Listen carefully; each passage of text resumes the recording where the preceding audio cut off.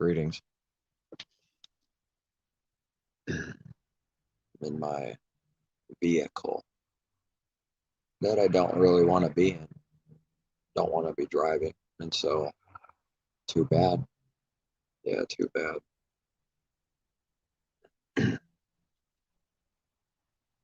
I know the judgment is if someone's resisting, you're just going to make it come like a flood until you figure it out. Could be anything, apply to anything. There has to be like an actual acceptance in the heart, or else it'll keep coming the same way, which has nothing to do with something not coming ever again. It's just in that moment, in that example, in a certain something for whatever the thing is. It doesn't really matter what the thing is. It's the more resistance towards whatever someone's dealing with. Could be anything. It just seems like he makes it happen more and more often. It might drive you insane, might drive you mad. Definitely not talking about myself. I am a good person, said the devil. But speaking of self always too, not so good. And you start feeling like trapped, cornered by the Father himself. It forces you to look at self, which is like the last thing someone wants to do. I mean, especially those that don't believe in him. But it's not easy for those that do believe. It's not easy, it's not a cakewalk.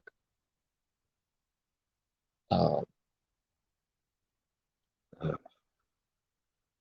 it's a good thing we read Don't Worry About Tomorrow.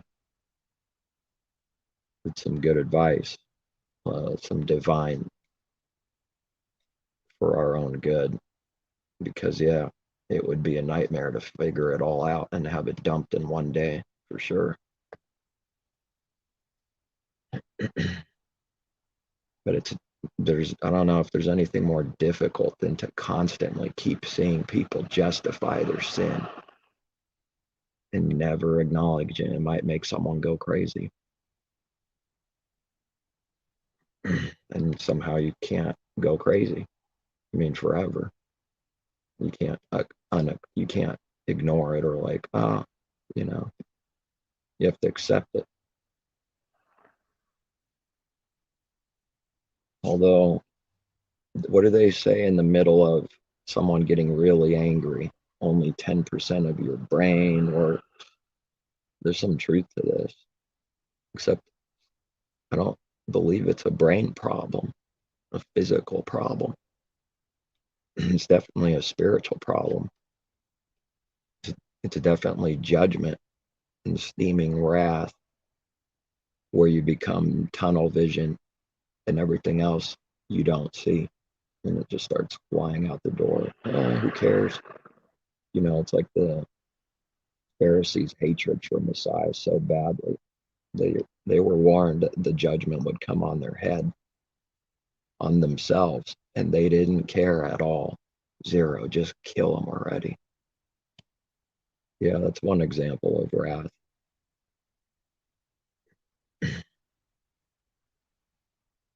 This world's done an amazing job, stunningly amazing job at blurring everything and mixing it. There's no divider between good and evil. It's just one giant mixed pot of evil. And it's like scary how good the world does evil overall, and doing the backwards thing against his truth, his word. It's mind numbing.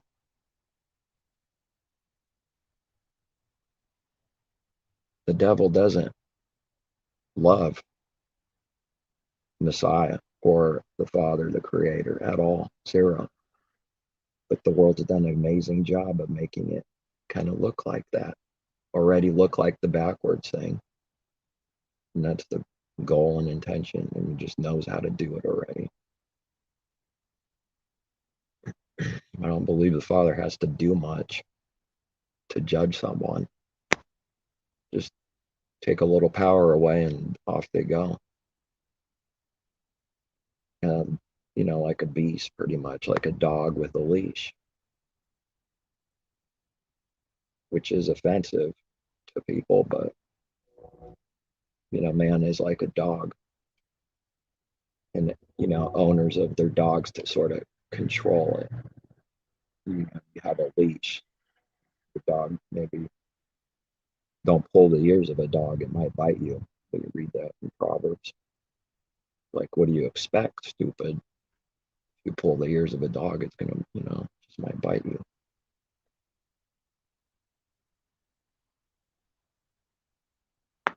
But there's no divider. Everything is mixed. There's no good and then evil with like nothing in between. That's like the only reality that exists. It either was good or it was evil. And it's simple. Well, that simplifies it, because the mix thing, now when you mix two things, you can have all kinds of combinations of many complicated, deep things. And that's what lies are, complicated and deep. It's like a bottomless pit. And that's why we read that in Revelation, because mankind's lies has always been a bottomless pit. The devil's lie. Man is a devil without the Father. The snake,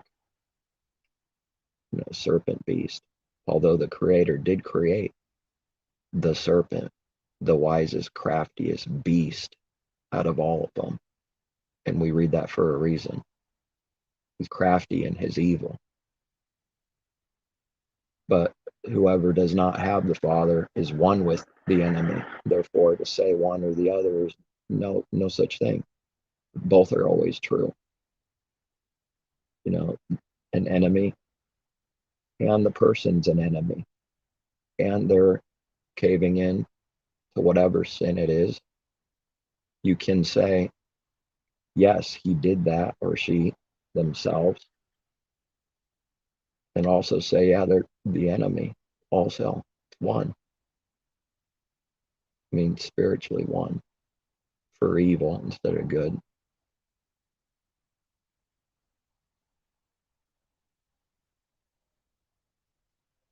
I do remember questioning it, though, seriously, questioning whether there was an actual enemy, not just man by himself and the Creator, and but no actual enemy.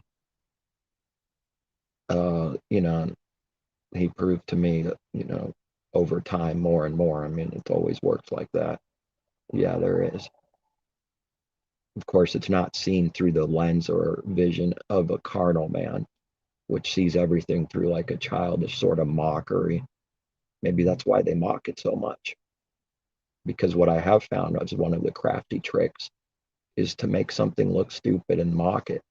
And if you do it enough, you take away any seriousness that is somewhere buried in there. If you see a pitchfork long enough, and two horns. Although I would say this image is something like the evil, spiritually, what evil is. It's like a beast and it looks like that. So there is even some truth to the image, but of course, literally a pitchfork and two horns, I mean, I wonder why that's done in cartoons and whatever. I would question for someone that maybe doesn't believe there's an enemy. What makes them think the Creator is real then? Is that laughable too? Why is it only weird not to have an enemy, but it's not weird or strange that the Creator exists? I don't know, just a question. Because I know how strong the enemy, yeah, trickery. You have to ask these questions sometimes. Why would he want someone? Why do people want someone to believe a certain something? Well, because it has to do with the heart, always going back to the heart and its intentions. And then everything else is just outwardly. It's just an image, so you could sell that inwardly thing and eat it and believe it and take it in, and you become it and you do it without even knowing it, never acknowledging.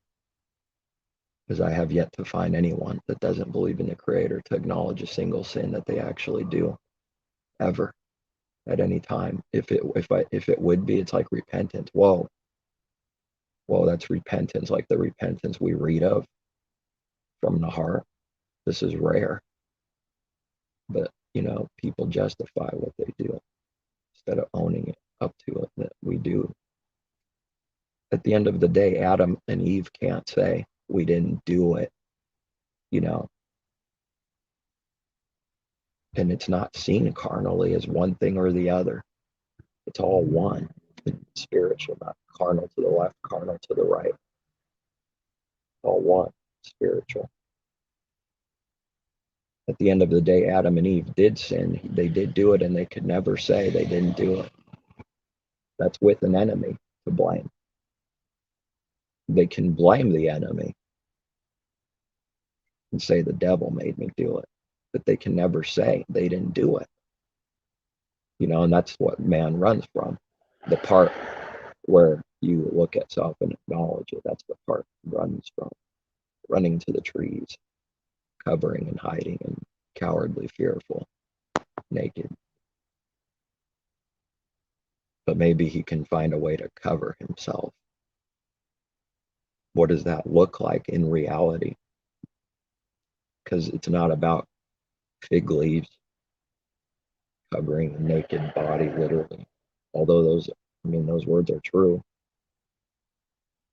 What does it mean? What does that look like spiritually in reality? If someone were to start seeing what that looks like, you'll never see the world the same ever again. And you can't, and the Father, whatever he gives for truth, you can't see the world like you used to through delusion. What we saw was never real. When you start seeing what's real, then you can start looking at the delusion for the first time, looking down on it and going, that's a delusion. That's why it's there. But if someone never sees, never is being healed, given truth from above, they can never look at the delusion and say it's a delusion. It's impossible.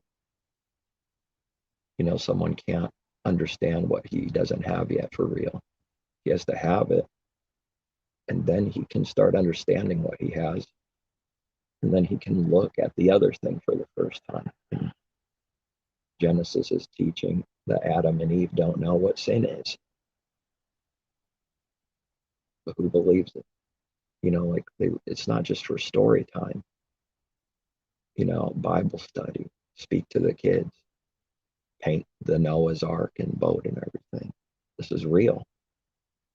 Who believes that man doesn't know what sin is in their own heart from self? This has nothing to do with believers. It does, but it's not. Saying this does not say that believers know nothing, because they are given, that we're given truth from him. But without the Creator giving them, they don't know the difference between actual good and actual evil. If someone tries to take the heart of what Genesis is saying there, they just destroyed the truth and don't believe it themselves. What else do they say it's saying? Something that has to do with a delusion that doesn't matter, that's not serious, that's not important, it's not real. That's the direction you have to go when you dump the truth. That has nothing to do with reality and thoughts and intentions of the heart. That's the direction you have to go if you dump the truth, or don't want to look into it, don't want to ask the Creator on anything. Just nope, nope, nope, nope, nope, nope, nope, nope, nope, nope, nope, nope. Stiff neck, stiff as a board. Trees are softer than man. They're more moldable and flexible than man's heart. Yeah, because it's a rock. And not in a good way, but in a bad way. A rock, you try to mess with the rock and boom, it breaks. Don't mess with me. I blow up when you mess with me. You know who I am? I'm a rock and I blow up if you mess with me. I'll kill you and your family. Rape the kids, kill them all. Yeah, don't mess with me. I'm a rock. I blow up when you mess with me. That's mankind. And he thinks it's good, thinks he's mighty and strong as he's blowing up and shattered to pieces. He thinks he's good and strong. It's like a grenade going off and then like it destroys everything around it. And while this thing is going off, man goes to himself, I'm good. I'm God. I'm mighty and strong. Of course, this doesn't mean that believers won't, that is the point. It's believing, starting to actually see and believe these things.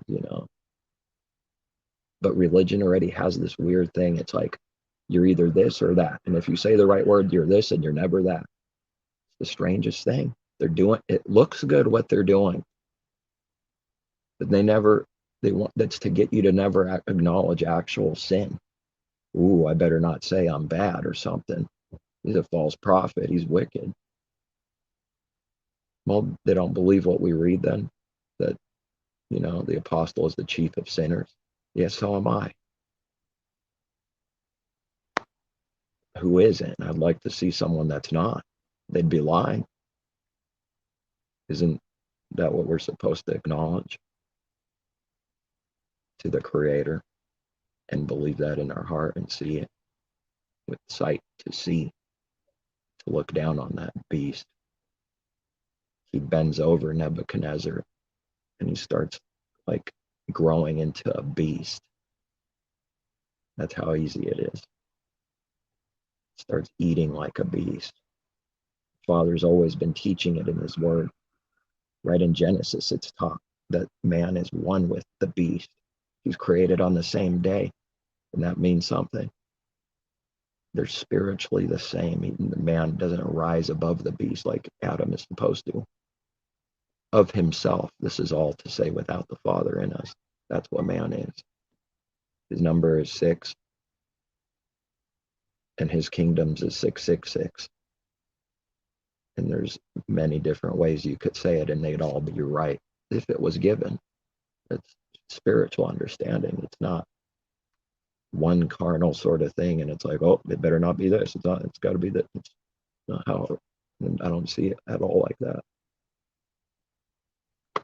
because his truth is, deep, wide, high, and it's spiritual. It doesn't work like carnal things work in the exact same way. Like to write it on a website, and this is what we believe, and that's it. If someone actually believes that website is, I'm not trying to trash that, but what I'm trying to expose is the belief in the heart that doctrine, like on a website, heals people, or that's the understanding. No, it's not. It could be all right words, and that's good. I'm not trashing something that's like the right words or is good, but the understanding has to be given. And then I found out I wouldn't be able to do it. It would be 10,000 pages long after saying it's this, but not that. It's this, it's not that, but it's like this, but not that. But in this case here, it's like this, and over there, it's like that. Sometimes these two things are that, but in this case, it's not. And in this case over here, it is. And in this case over here, it's, not. It's like, that's how it is to try to write out what he gives us, like with the words and letters. No wonder we read the letter kills. The spirit gives life. I've been trying to bring out, like, overall, in general, what the Father gives for truth, the understanding. Trying to bring out, like, it's not like the carnal man thinks. Although someone would be closer to that in the beginning than a few years later. That the source prevailed to see. Or sore evil and vanity to see, although it's necessary. And there's many stumbling stones.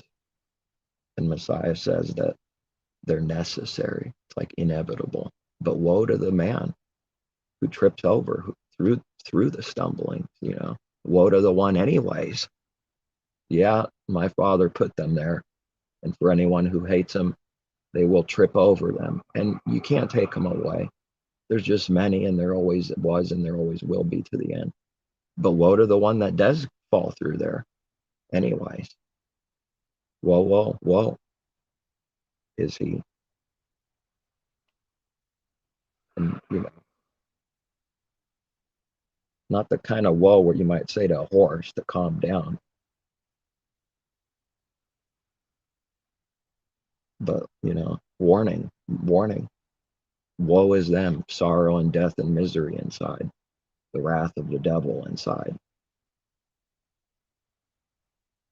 And at the end, the Father will have proven man to be a worm, like we read in Job and maybe other places too. He's just a worm.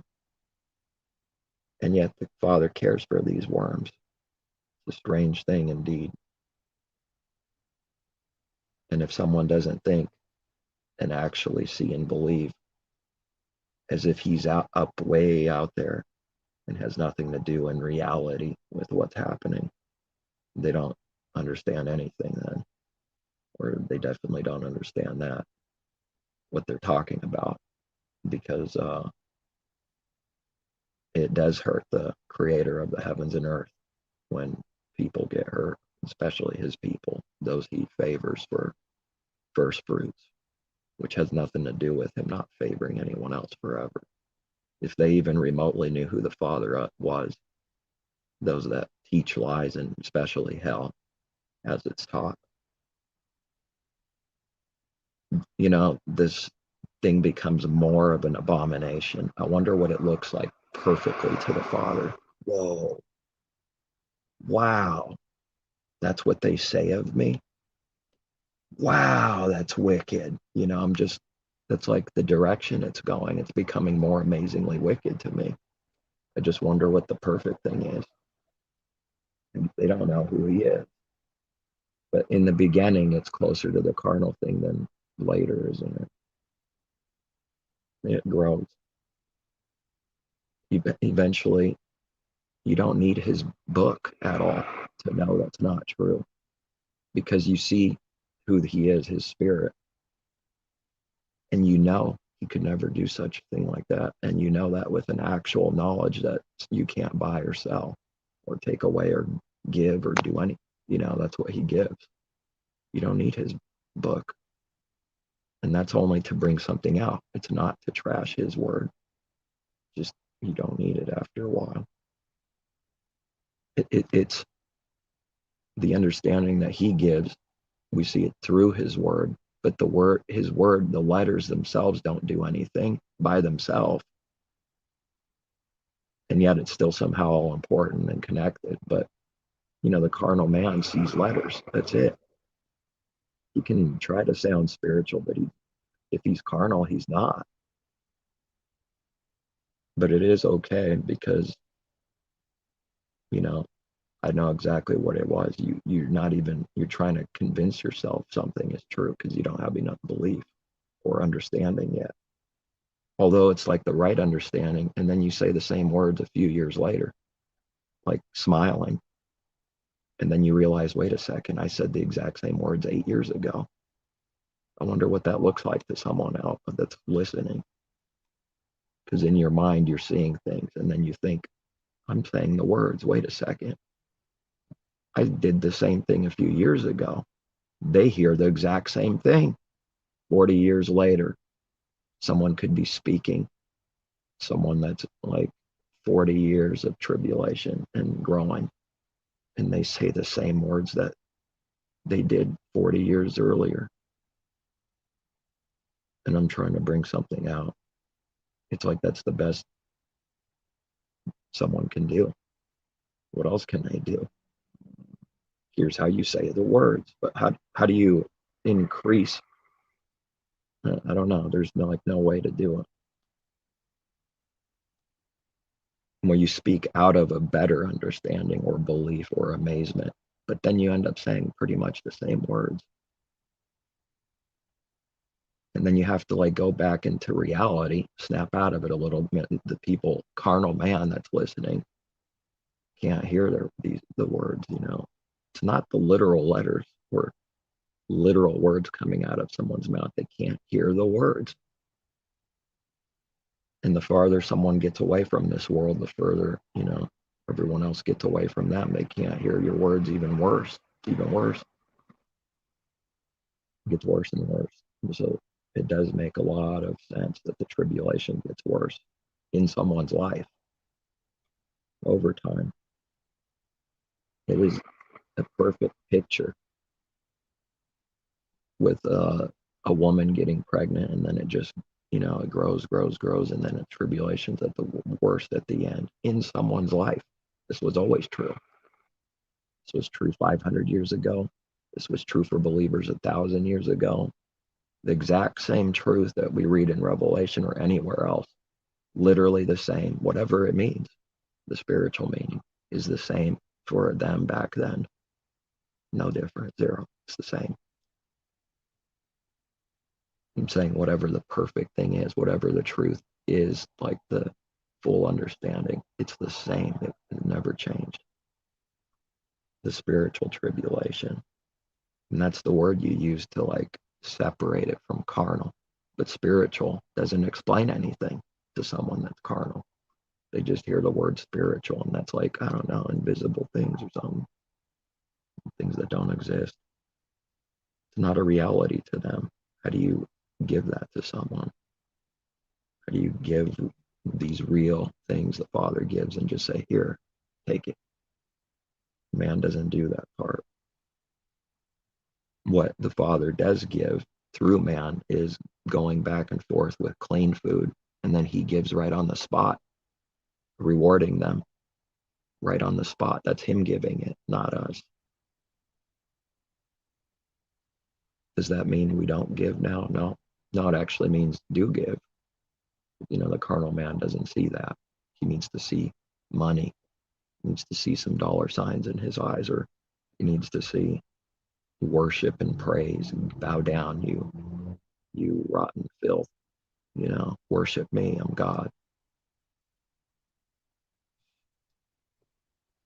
And people think that that's not what's going on the most. That's what's going on the most. Bow down. Is there anything a man wants more?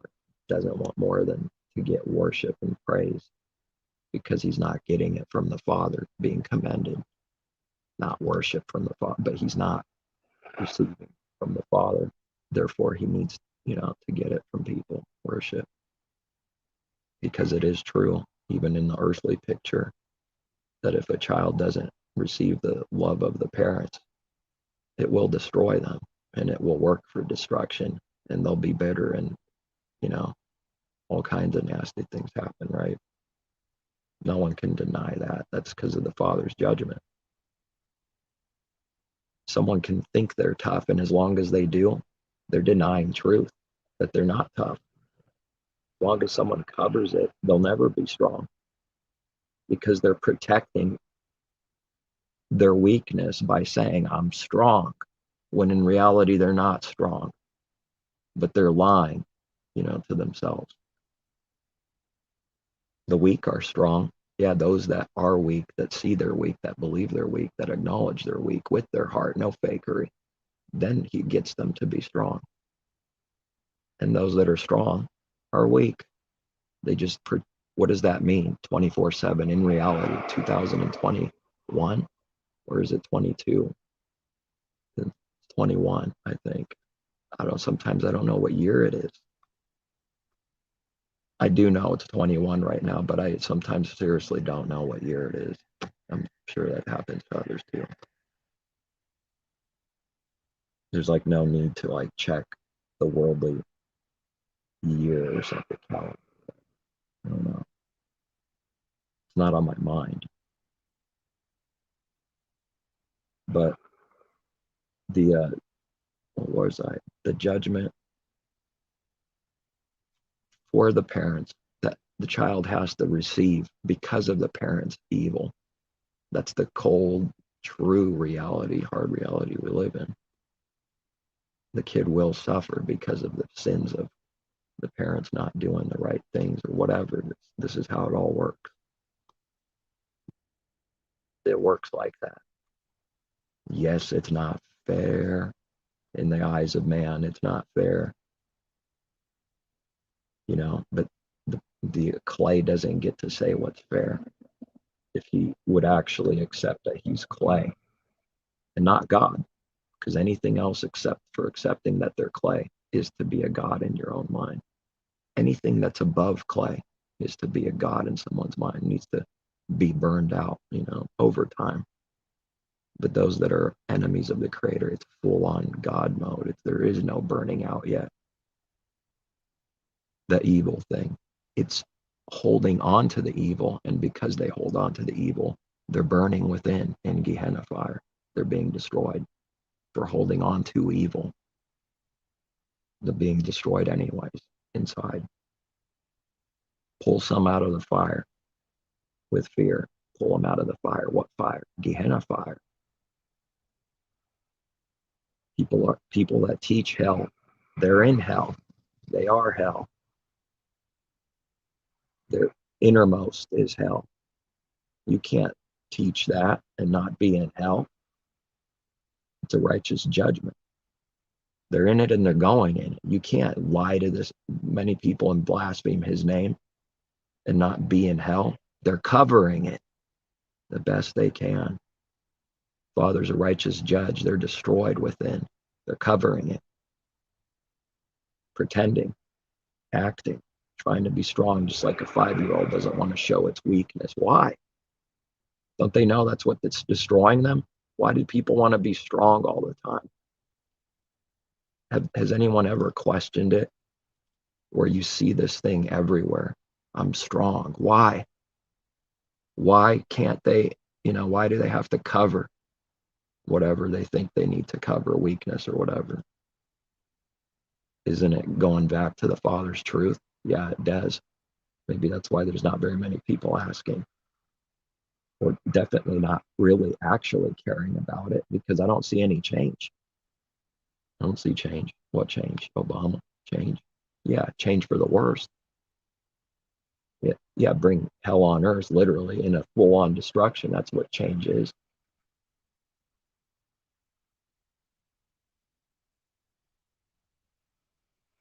That's what change man does. He doesn't change, therefore his change is destruction. It was yesterday, it is today, and it will be tomorrow. And it's not getting better and better. It's getting worse. They want to control everyone, like the zombie puppets they are, everyone. And the people have just been seduced and deceived in a grand delusion within delusions, within delusions, within delusions. And if anyone starts coming out of this delusion, the devil's coming for you. Yeah, he is. They'll be sent. Yeah, ultimately, even by the Creator. Yeah, they'll be sent. Oh, you want to go through the narrow way? You think you're good, huh? Okay. Devils come after him. Oh, I thought you were good. You're a beast. Yeah, it's easy to talk about fire, and then there's no reality by the person saying it. It's easy to talk about. Well, the fire like represents, the burning out. Yeah, this is real. Did they think it was a joke? I'm saying this because there is people out there, probably many, but I know they exist, that say those words, and they're still enemies. They still attack Messiah's people. They still hate them. What tribulation? Looks like your business is going good. Looks like you have nothing to worry, fear, or whatever. You want to be comfortable all the time. You got it. And then they talk about burning the wicked out or burning evil out. Isn't that what man wants to do? Is make sure he's secure? That's a good way to not do the Father's will, because I don't know the narrow way makes you secure. No, it doesn't. In fact, it will become more and more and more closer to the perfect thing, which I believe will literally be relying on the Father perfectly every day. And I don't know what that perfectly looks like, but I know, it can't happen in one day. But that's what people are running from. They never actually believe that those that believe in him seek the kingdom, and everything will be added to you. What about the pressure to make that true? Did they actually believe it? Did they ever believe it in their heart a day in their life when they don't need any of this promise because they're already secure? Huh. Yeah, no reality. Just words for serpent wisdom. No reality. And that's the spiritual understanding that doesn't exist because there's no reality in someone's life. They just talk. When it comes down to actually having faith that, people are worth more than many birds, ravens, or whatever, no reality. It's a hard, sad thing to see. And because of this truth, no one points a finger and says, you got to become this in one day or that. No, just contrasting to what the carnal mind is. No reality to any of the things it says. When the faith is like tested, pressure, so that they never pass the test ever. The wicked unbelievers, they don't ever pass. And then this is the false peace that they proclaim. And they heal the wound of my people slightly. Yeah, that deadly wound of the beast that's in Scripture. Revelation, it's not something that wasn't in Scripture already. They heal the wound slightly of my people, meaning it's a false lie and comfort they give to the people. And that's what represents healing their wound slightly. It doesn't actually do any good. It heals through a delusion. That's the understanding. How would someone know unless they were given? You say we're making things up. This is not a good healing. This is the healing of the beast, of the old man that needs to die, that they're resisting for it to die. Because doing the Father's will is the old man dying. Not doing the Father's will is the old man living while he's being destroyed within because of it. And he will be to come anyways. Yeah. Looks like everyone's going to have a pretty good tribulation in the end. You try to run from it now, it's coming, and you're dead right now. And you never know what could happen because there is no spirit, there's no Father telling, this is what's going to happen, get ready. Or it's all like boom, boom, boom to the blind. They never know. Boom, another hard fall, crazy fall. Boom, a few people died that boom. Death blow, boom. Didn't see it coming, boom. And then it just keeps happening over and over. Keep running, keep running, keep running. Eventually they're going to have to face it, that they're going to die. But we're speaking spiritually, not literally. Although the natural picture is teaching that. Hello, everyone, wake up. No one that's lived. What does the world want to do because of the truth that people die? And it is connected to sin. Even literally, the wages of sin is literal death, although that's not the understanding for us. Spiritual Israel. It's just that's the natural truth and picture of something spiritual that's needing to happen. They're going to die anyways. They're dead. Because of how sure this truth is. They're dead already because of how sure it is. And now it needs to be worked out in time. Well, it ends up being stupid to run. That is the truth. Although you say that out of just being true, there's no need for me to say that out of some kind of prideful, condemning kind of way. When the narrow path is given and the heart is being changed and the truth is given to see it for what it is, it can be said without any condemnation. But the only thing the wicked will hear is wickedness, because that's all they ever do. They hear something that stings, boom, you did it for wicked reasons. It's not possible that you change at all, No, zero. It's not possible you're saying that out of a good way that they don't know yet. They literally don't know.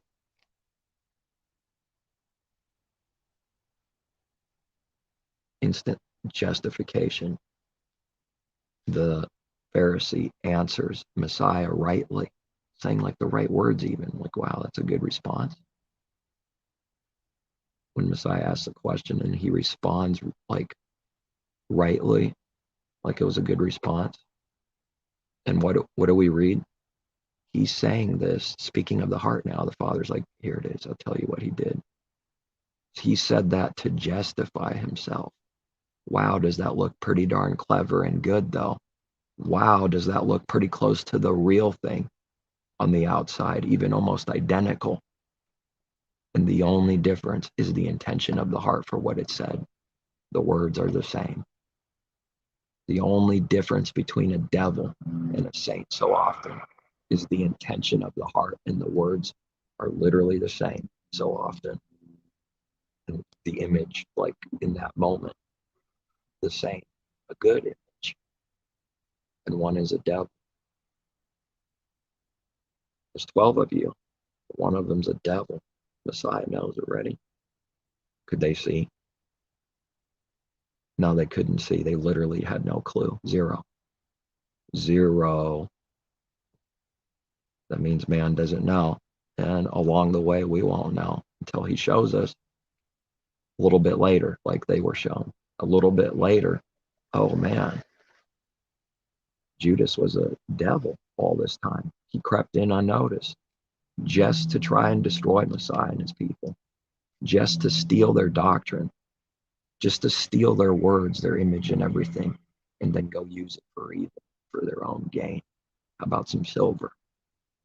What's the difference between that and a saint? Well, not much on the outside, with the image being projected, because the devil's image, how does he know how to do this so perfectly?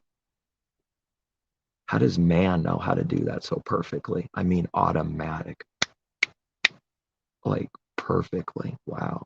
Yeah, there's an enemy. There's an enemy, all right. Yeah, Messiah says, who did this? Yeah, an enemy did this, the wicked one, the devil, their father. Just like there's a heavenly father, there's a beastly father, cowardly father. He's the God of this world and the kingdoms, and there is powers, and they just work like that. Why? Why does someone put one person in power and then below him there's others? Those people are, but why? Why does that even do? Why do they have, they can do this kind of order in this way, but then they can't do the simplest things, and then they'll go to war over a banana. But they all have this agreement to the power structures, sort of the umbrella, the top down pyramid, less are greater, and then if you go down there's more, if you go down, and eventually at the bottom that's the many that have the least power. But they hold the whole pyramid though, but they're scum to those way above them, even though they wouldn't exist without them. Yeah, even carnally in this wicked world, that's true. Those people at the top wouldn't exist with their power if it wasn't for all the people at the bottom that they loathe. You can't love money in the heart and get way rich like that and actually care about people at all. Zero. You can't.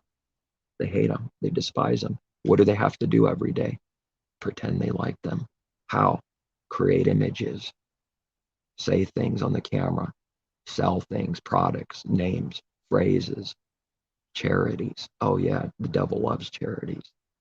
He gives a lot. Why? To cover his wickedness. Oh, that's not giving to the Father. That's wicked. What's the difference between that and actual giving? To the blind, no difference. Zero. To the Father, the difference between night and day, light and dark. It's already inside man that everyone should believe you and agree with you. No, there's no reality to that.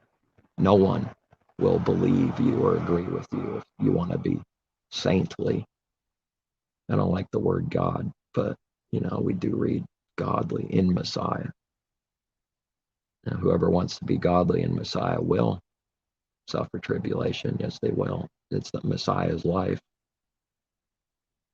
That's his whole life. Yes, honk to the truth. I'll take it. Although that honk was with some kind of intention for evil, likely, right? Why else? Someone got in your way, F you, honk, deep, deep, but let's use it for good, honk for truth. Yeah, honk for Trump, honk for Trump. Yeah. Giant flags everywhere. I saw a car with like 4 flags floating around on its car. Like, whoa, oh, supercharged political, whatever side he's on that they've created. What if all of it's not real? Don't they even show you that in movies? My goodness.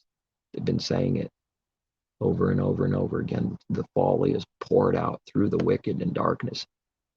If someone can see the Father's truth, then you'll see that it's poured out through the evil. They can't hide it. They cannot hide who they are. They tell you what they do and who they are and why they do what they do constantly. And they always tell you what they're going to do. Yes, as a whole, mankind does that because he can't hold back wickedness, sin. He can't hide it. Can't hide it. Where's the free will in that? That you can't hide who and what you are. It will be manifest. And we do read somewhere with the apostle, or what do we read somewhere? Certain people like creeping in, but their folly will be manifested. He's not just talking about the future. It happens now. They can't hide it now. It'll just a matter of time before a devil's revealed for those that do the Father's will. Boom, the Father shows you, and they cannot hide it. They'll make mistakes. They'll say things that they shouldn't have said. And I say that it's like backwards. What I mean is they shouldn't have said that because that reveals who and what they are. They weren't supposed to tell the truth. That's how often they're lying. When they reveal something, they shouldn't have done it. Man's already in prison. This is what mankind does. You eat enough pizzas and get drunk every day and don't believe on, you're not going to see any of it. That's blind man, spiritually blind. You're only going to see carnal things and what he wants to see. And those that are lazy, we know it's not good to be lazy either, because a judgment comes on the lazy man that doesn't want to do anything. A judgment comes on him. Oh, there's lions in the street. Oh, there's lions in the street. Everyone's out to get the lazy man. That's the judgment. Speaking of those that are actually lazy, as an example, there's a judgment for that. He thinks there's lions in the street when there's not. We could read it. It is a little hysterical at the right time, but it is serious, though. No, for a believer, it's not for us to be like lazy and not do anything, just day upon day after day. Now, where the Father has someone as far as, doing stuff in the world, doing his work, that's between them and the Father. That's it. But laziness in either thing, sort of working just to support self and or doing either one, it's no good. There's judgment for it. There's lions in the street. Judgment for it. Everyone's out to get you. Isn't everyone out to get devils? I know what that is. But there's no reality the way it's supposed to be. But there's some truth to it, though, because people are constantly murdering. And that's what, speaking out of this ignorance, that people are out to get them. Yeah, because they're murdered by people all day long. But they murder people all day long. They should expect and already do in some kind of cloudy way, barely seeing something about it. Those that kill by the sword themselves are killed, murdered. And we got examples of Lamech murdering someone, Cain murdering someone. There's a judgment that comes back on them for murdering, but we're talking spiritually. Those that murder expect to get murdered, means they're going to kill you, and the Father more than allowed. It's going to cause a death. See, that natural carnal thing isn't exactly like the spiritual thing. How do you write that one on a website? That Pharaoh gets flooded and they die, but that judgment happens over and over in someone's life for attacking his people or doing evil, especially attacking his people, specifically attacking his people, that a flood's coming for them. And it might kill them, you never know, like literally, but it's a destruction, it's a death blow within. But it's not like it happens one time only, kind of like literally being killed, literal flood. It just doesn't work like that. The spiritual judgment, it's something like that, in that it's a death, all right, it'll kill you, all right, but it's like the dead being more dead. Maybe that's why we read about the body. How can you be in darkness and in death? But even worse, you go down the bottomless pit. It's deeper, same darkness, but it's deeper down there, worse. And this is what people hide, that they're in destruction. Mankind does that because he just already doing the evil thing and backwards thing. He's already ashamed of everything that's good and true. His pride is in the way, won't allow him to acknowledge he's weak, a sinner, this or that. Just it gets in the way, because pride is the perfectly opposite thing of humble. Therefore, in order to get down here where the humble things are, the pride has to fall. As long as someone's prideful, they can never, it's like someone trying to scrape from the top of pride. I want that. And they're like, yeah, but you're 10,000 feet high. You'll never touch it. You can't touch it. So that pride has to go down, and the Father knows how to do it. Yes, he does. And people will mistake during our life at some point a refining judgment, already acknowledging we're no good of ourselves. It's not a secret. That's what carnal man's hiding. It's like he's already perfect. But a refining, and maybe the judgment's like even stronger to get out something smaller, which in a way is bigger. But, I can't teach that, how the smaller thing is bigger. But it is smaller literally, but it's bigger in a way. And Job is a good example, amazing example of this judgment, this back and forth, this war, like with the Creator himself. Yeah, to learn your lesson, that's what. What will people see it as? The scriptures say so. It's not going to be any different. You're wicked. Curse them and die. You're obviously wicked. Does that mean that Job's like not a sinner or something? He's never sinned before? No, but they're counted for wicked as an unbeliever, which is not true, by his buddies and his wife. The blind wouldn't know the difference. They should keep their mouth shut when they can't see any difference between anything. They can't see the difference between good and evil, and now they could see judgment. They're touching his judgment. They don't even believe in his judgment. And now they're trying to be the judge, saying this is why this happened, this is why that happened, this is why this happened to you, this is why this happened to there. We got it figured out, done. I'm God. And if you have any kind of proof that's like obviously exposing that, saying if it was, they can't take back their judgment. They have to walk away believing that in their heart, because now to acknowledge that they were a liar and wrong makes them look bad. And that's all they care about. That's it. Now they look evil. Looking bad is evil to the devil. Looking bad is wicked to the devil. And that includes all mankind. Looking bad is the most sick, wicked thing that there is for the devil.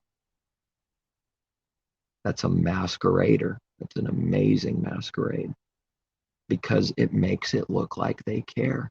and it's not actual care about the real thing. There's a way around it that you have to see. It only cares about what it looks like. Yes, honk, train. Honk again. Please do. But this is the work of people. This is what I see constantly that we need to stop doing because it's wicked. Because when that's being done, they don't care about actual sin and wickedness and evil, actual evil, the thoughts and intentions of the heart. You know, it is pretty evil. As someone behind a convenience store that I go to, you know, I'm usually in the middle. There's one that I go to more often. It's just the way it is because I'm pretty close to it when I park here. That get tired of seeing someone. This is like partiality. Well, even if you spend a few bucks, doesn't it make them money? What kind of hate is that? That they don't want to see you ever again, even though you make them a little profit. That's some serious murderous hatred that you'll spend 5 solid literal minutes, which is a long time in this crazy world. That's a whole nother thing. To give you a specific job that you should do and say, this is what it is. This is what you should do. This is how it works. This is how it's going to be better. And also tell you to your face what you do.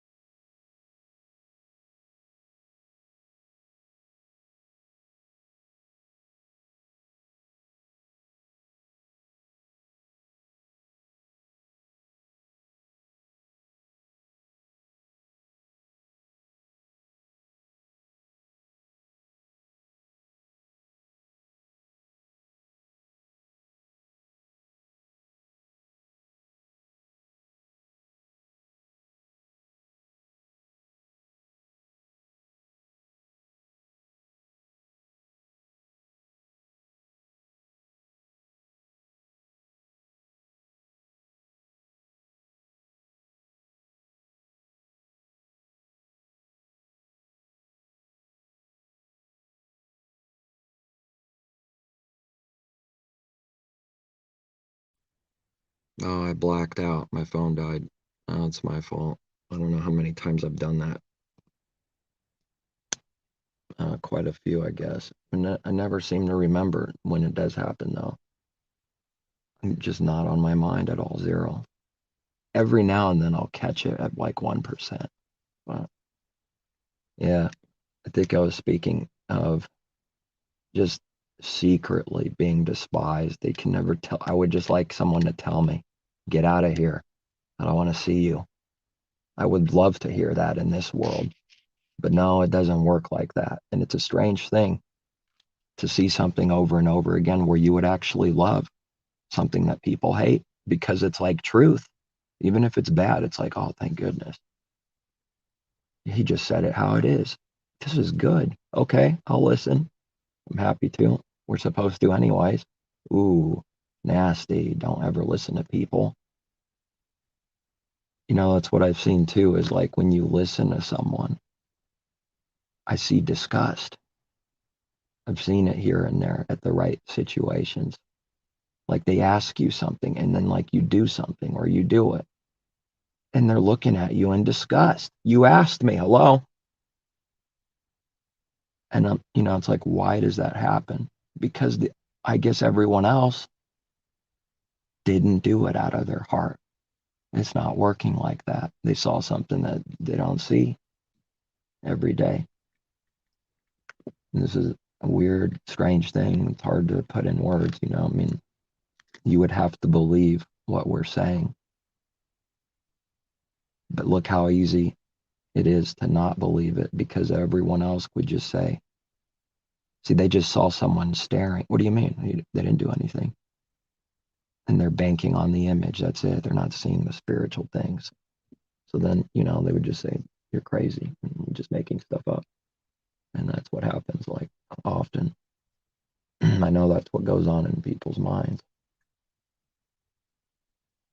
But, I was saying it is a pretty sore, evil thing to see where someone's willing to spend a few minutes behind a counter offering you a job out of the blue, knowing what you already do, already knowing that, and how you should really do this thing. You should really do this, which makes it look like they care. And you don't make enough as if they know anything. I mean, but just making a judgment, that's what carnal man does, and says to your face, plus you don't make enough. Even in the normal world, this would be like looking bad already. This is already breaking the image. You wouldn't say that in this world normally, blatantly. You don't make that much, and someone goes, don't judge me. Even that's like already slipping. But when someone's so set and bent on doing some kind of evil, they can't hear themselves. They'll slip up. They'll slip up and say things they wouldn't normally say. But, what would the world see and hear? Oh, he really loves you and cares about you. Just wants you to have a better job. Wow, that's some serious love. Man, that's some serious love. Wow. My goodness, that's what that is, love. Okay. I mean, I'm not saying it never happens. I know Messiah's people have the Father's love and it's growing. But I mean, in this world, I'm mocking it. Yeah, I'm mocking it. No, that wasn't super amazingly strong love. That was get the hell out of here. I don't want to see you ever again, because if he gets another job somewhere else in this location, like I said he should, I won't see him again, or very rare. Wow. Okay. And then what? We smile and say thanks. Thanks for hating me. Now you just walk away, it's like it. I'm like, okay, let him believe the lie. And maybe one time in your life, like, oh, okay, maybe we got a little confused, but this has happened over and over and over and over again, where they're like desperately wanting you to do something different. Family wants you to do something different. Random people in the world want you to do something different. Brother wants you to do something different. When you say no thanks, as if we're like obligated to do what someone says and instantly change our life like that, as if we're actually in debt to someone. And then there's a deep sorrow and sort of very severe disappointment. They make you feel guilty for saying you're okay as it is. What do they really want? For you to not do the Father's will. That's what. Who would believe it, though? Oh, that's why there's an enemy, because it's not the person themselves. They don't know these deep things. They know not what they do. That's the enemy working through people.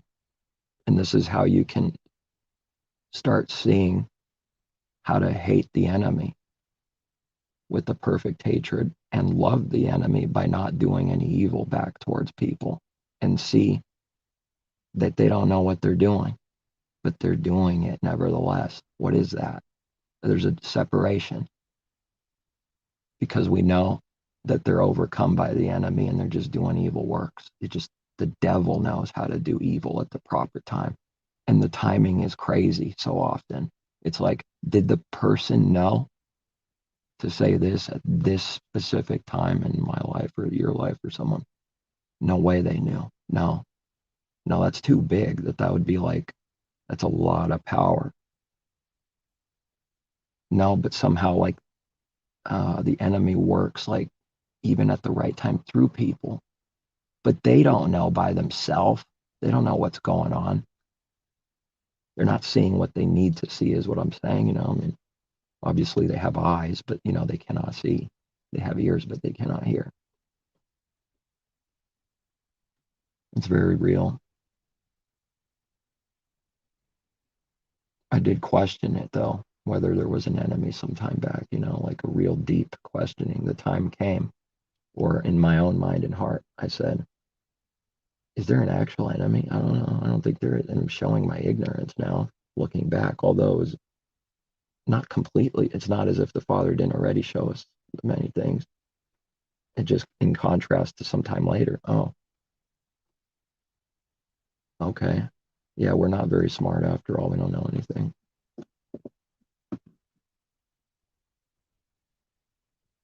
But to see the two things, a separation there wouldn't be if there was no enemy. I mean, it's something connected that I'm seeing. It would be the person themselves, and that's it. And this doesn't mean anything else or imply anything else. I'm just seeing that there's something to it. But it's not. That's not what I'm saying. They don't know what they do. Although they like to delete that in the NU text script, whatever. Forgive them. They know not what they do. The devil hates forgiveness and doesn't like being told that he knows not what he does. Mankind doesn't want to hear that he doesn't know what he's doing. Don't tell me.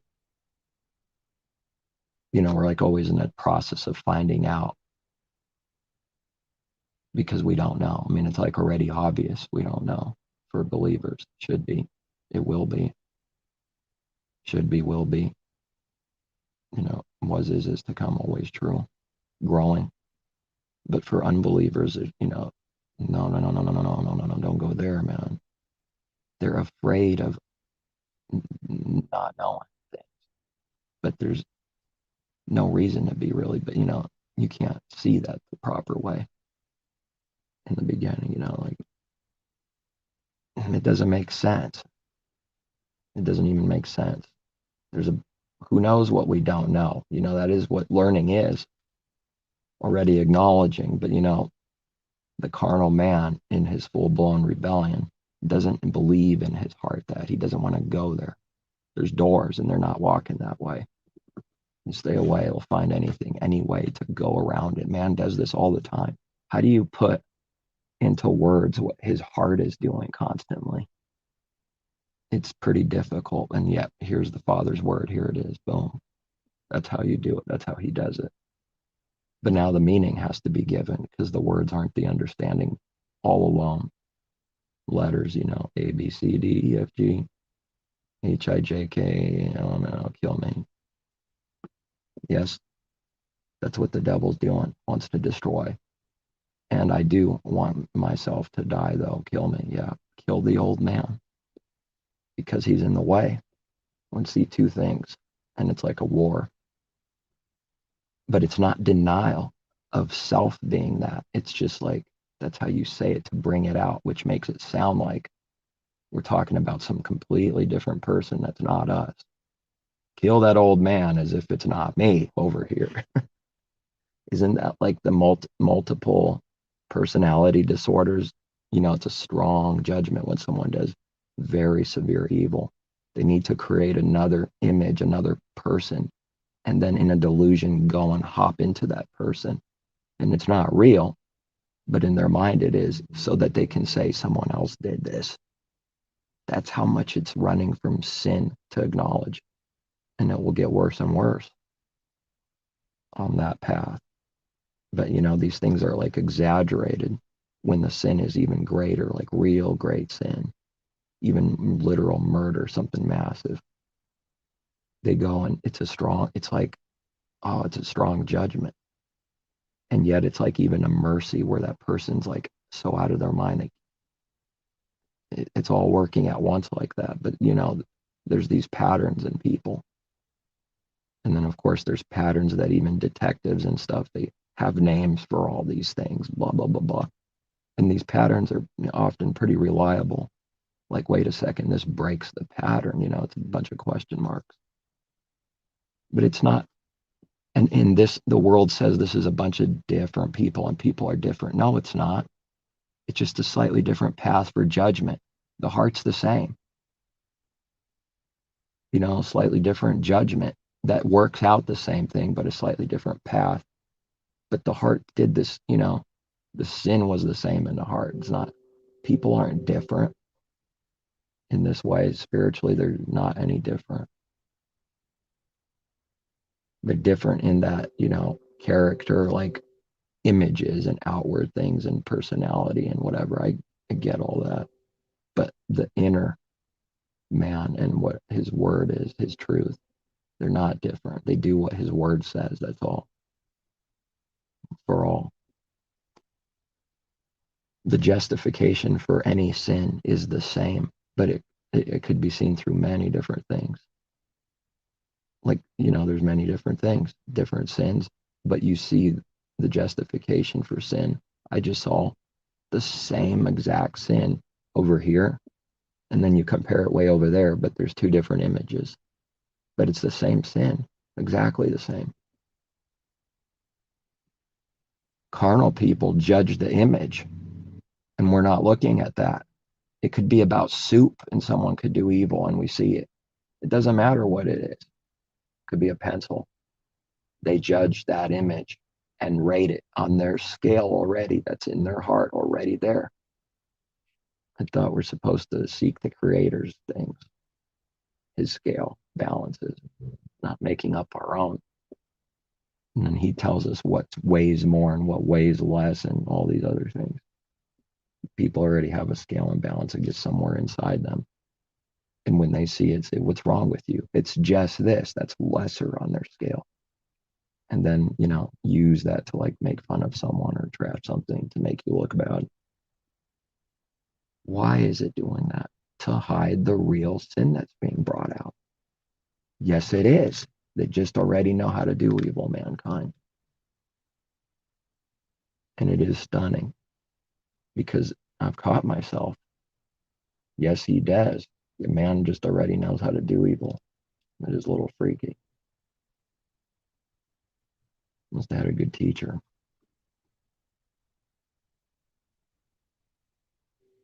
It is, I don't, it's come up recently that, questioning whether the enemy doesn't exist. And I don't, how do you condemn what you already went through? Where you were doing that yourself? What, thou shalt not question it now, wicked. No. But, I suppose whatever he gives us to see, there's a certain confidence to it, and it might come across as cocky or prideful or wicked or whatever. So we already went through it. That specific thing. I feel like the spiritual things people go through is in the end the same. But it doesn't need to be the same physical or outward thing, but inwardly it ends up being the same. I believe that's true for all his people. The tribulation is the tribulation for his people. It looks a little different, different pathways, different this, different that, but spiritually the same.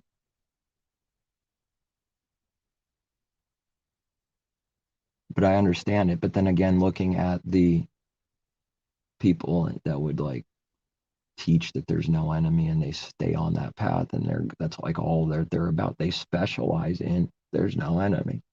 And they specialize in it, create websites, huge things. Now they have to rebuke all the scriptures that even remotely sound like there might be an enemy. That's a lot of work. And when you want to believe something, I know how it works. You will go blind and believe the insanity of so many scriptures that it's like, how do you do that? How do you do that? You can't do that.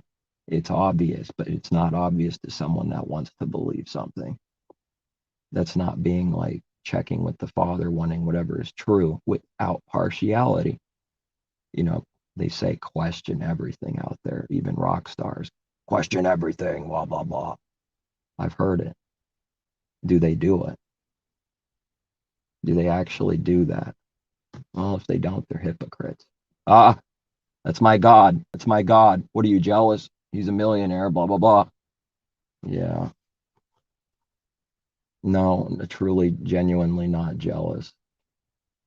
Because of truly, genuinely not jealous. Not to make self look good. What's the difference between those two things? Where someone goes, I'm not jealous.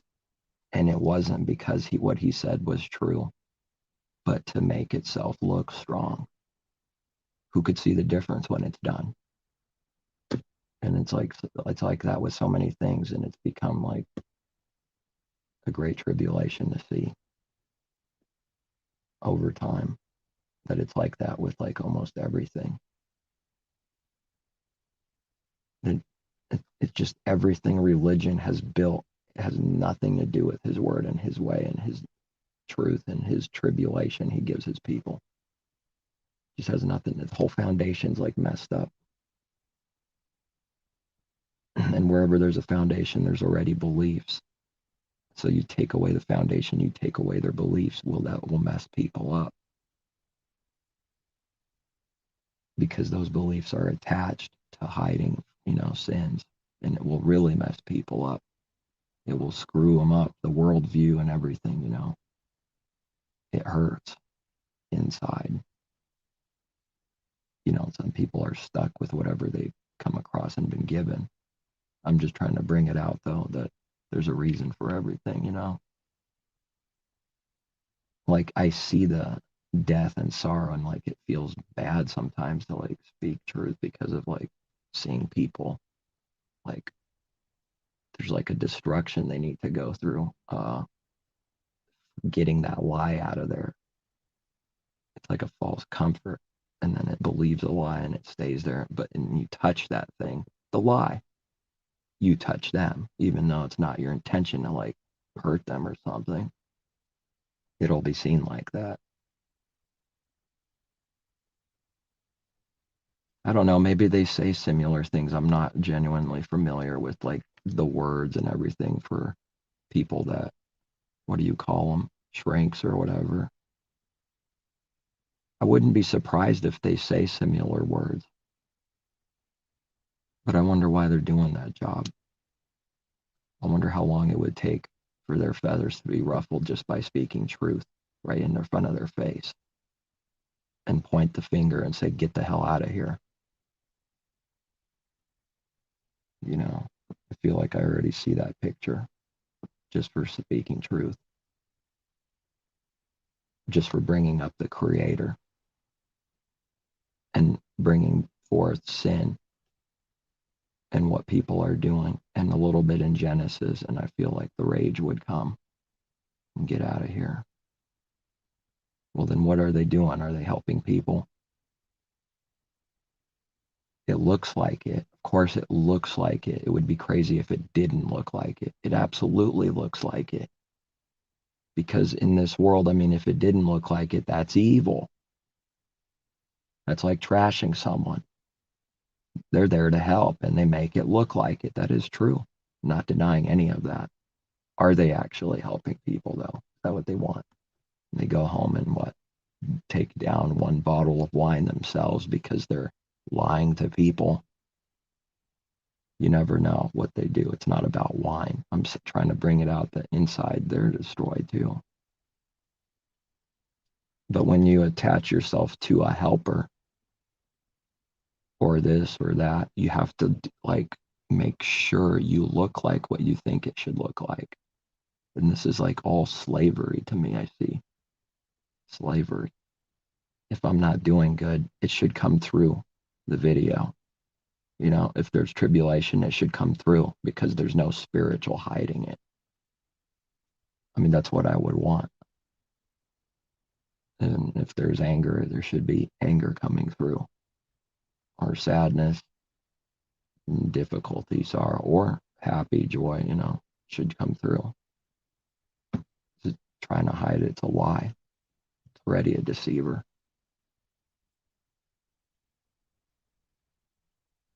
Where is it? You know, what sin is it just to speak whatever is? You know, people are trying to hide it constantly. I'm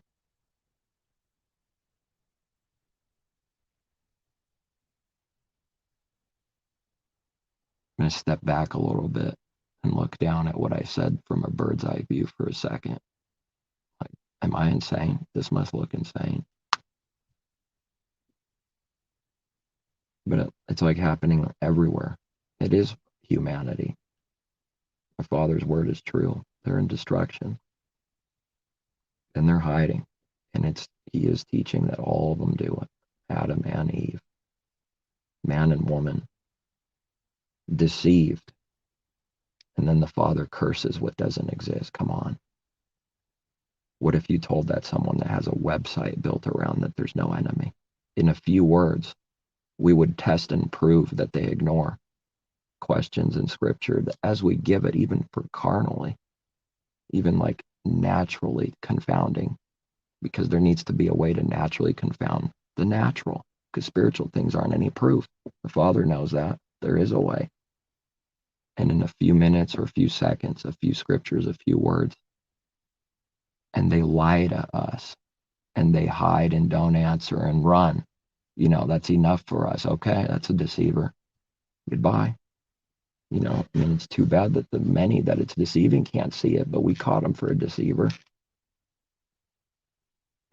What are they trying to hide if they lie or never answer or run around the problem? And, you know, that's what a deceiver does.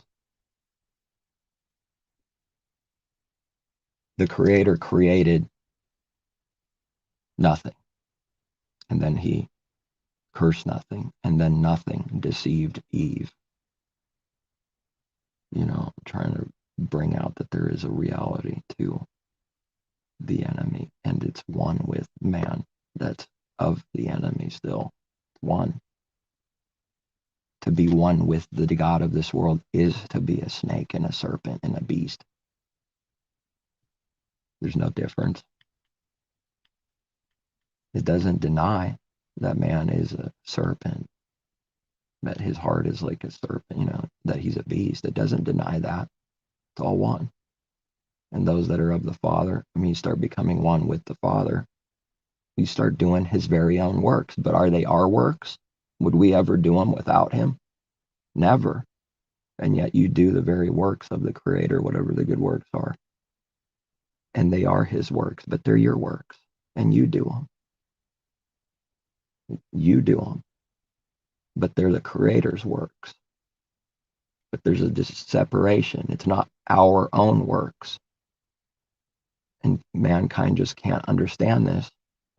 And then they, you know, it's like this battle between works and faith. I mean, ask the Father and he gives the understanding over time if they ask. Because whatever someone does, truly ask from the heart to the Creator. And it's not going to be ignored if it's in his will, in his word for us to know something. That, you know, it's all one. The faith and works are one. If you try to divide them, there's no reality to it. But the way that carnal works is like there's two things. It's like the left extreme, the right extreme, and they're both carnal, and they separate it. When the middle is like these two are one, and it's spiritual. It's not left or right, and it's not carnal. And then it makes sense, you know, when he gives something, it makes sense. Like, how did we not see that? But it's disappointing to see even people saying right words in this world or in religion, whatever. Well, they'll say some right words, and it's like they're saying the very right words, but where's the works, Spiritual, the thoughts and intentions of the heart, where's the works? It's not matching. We're so often seeing the many.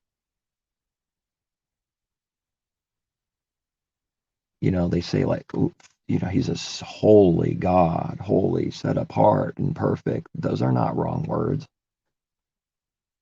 but that has to be seen in someone's own mind and spirit, in their heart, to believe and see that, and then see what it means.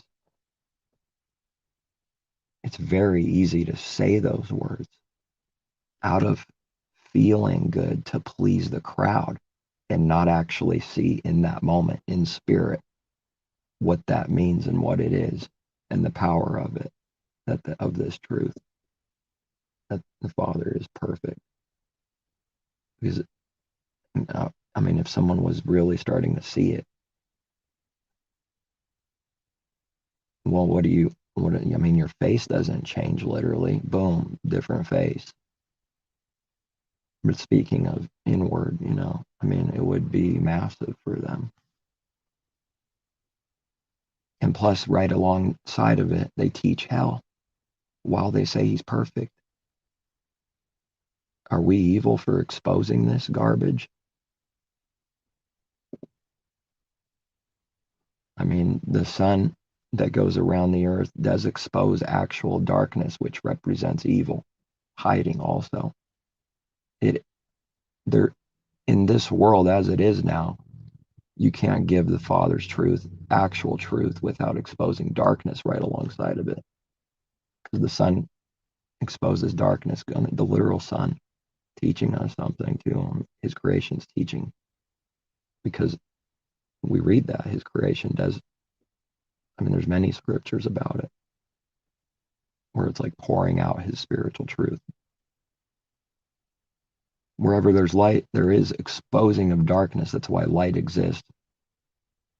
Speaking of the natural thing, but it's exposing somewhere out there where it's pushing away. It's exposing the darkness. Well, not somewhere, right in that moment. It's making it flee. And it can't do it.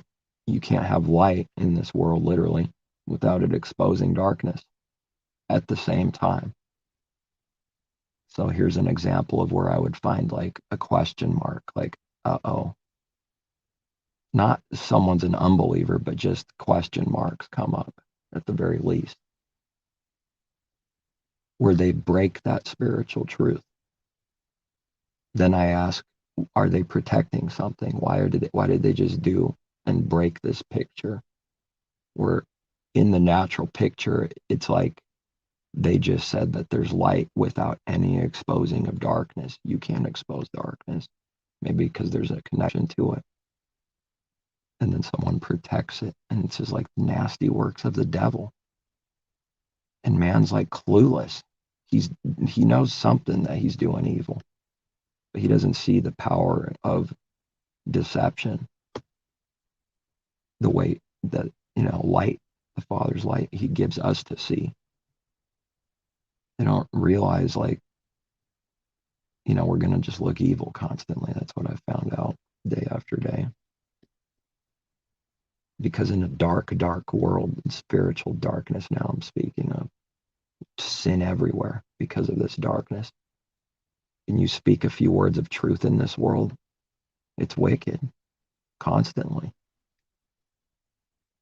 Just for saying thank you often, if it's real, that was truth, that's wicked. And it's like, it really is like some movies I've seen in the past where they're chasing you. This world's like against you, but it's not the people all by themselves. There's a power. There's a devil. There's an enemy, a serpent beast, yes, separate from Adam and Eve, that is cursed. And his job is to eat the dust, or man is dust. Eat the flesh, dust. Hand him over to Satan. It is being taught in Genesis, isn't it? If someone can see it, it's there. The spiritual understanding's there. for a purpose, so that he may learn not to blaspheme. That would be the hopes for someone that, falls a little, to get corrected. Hand him over to a little bit of darkness. Let it chew on him a little bit till he figures it out and acknowledges it with the heart. And that can't be faked, stress on that. If someone's going to do something, better not to do it at all if it's not real. Because then it's just a masquerade and it's not real. And, it won't be any good.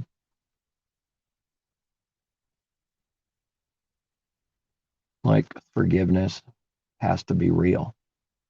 But you're going to find out you're going to have to ask for the power to forgive because you can't do it.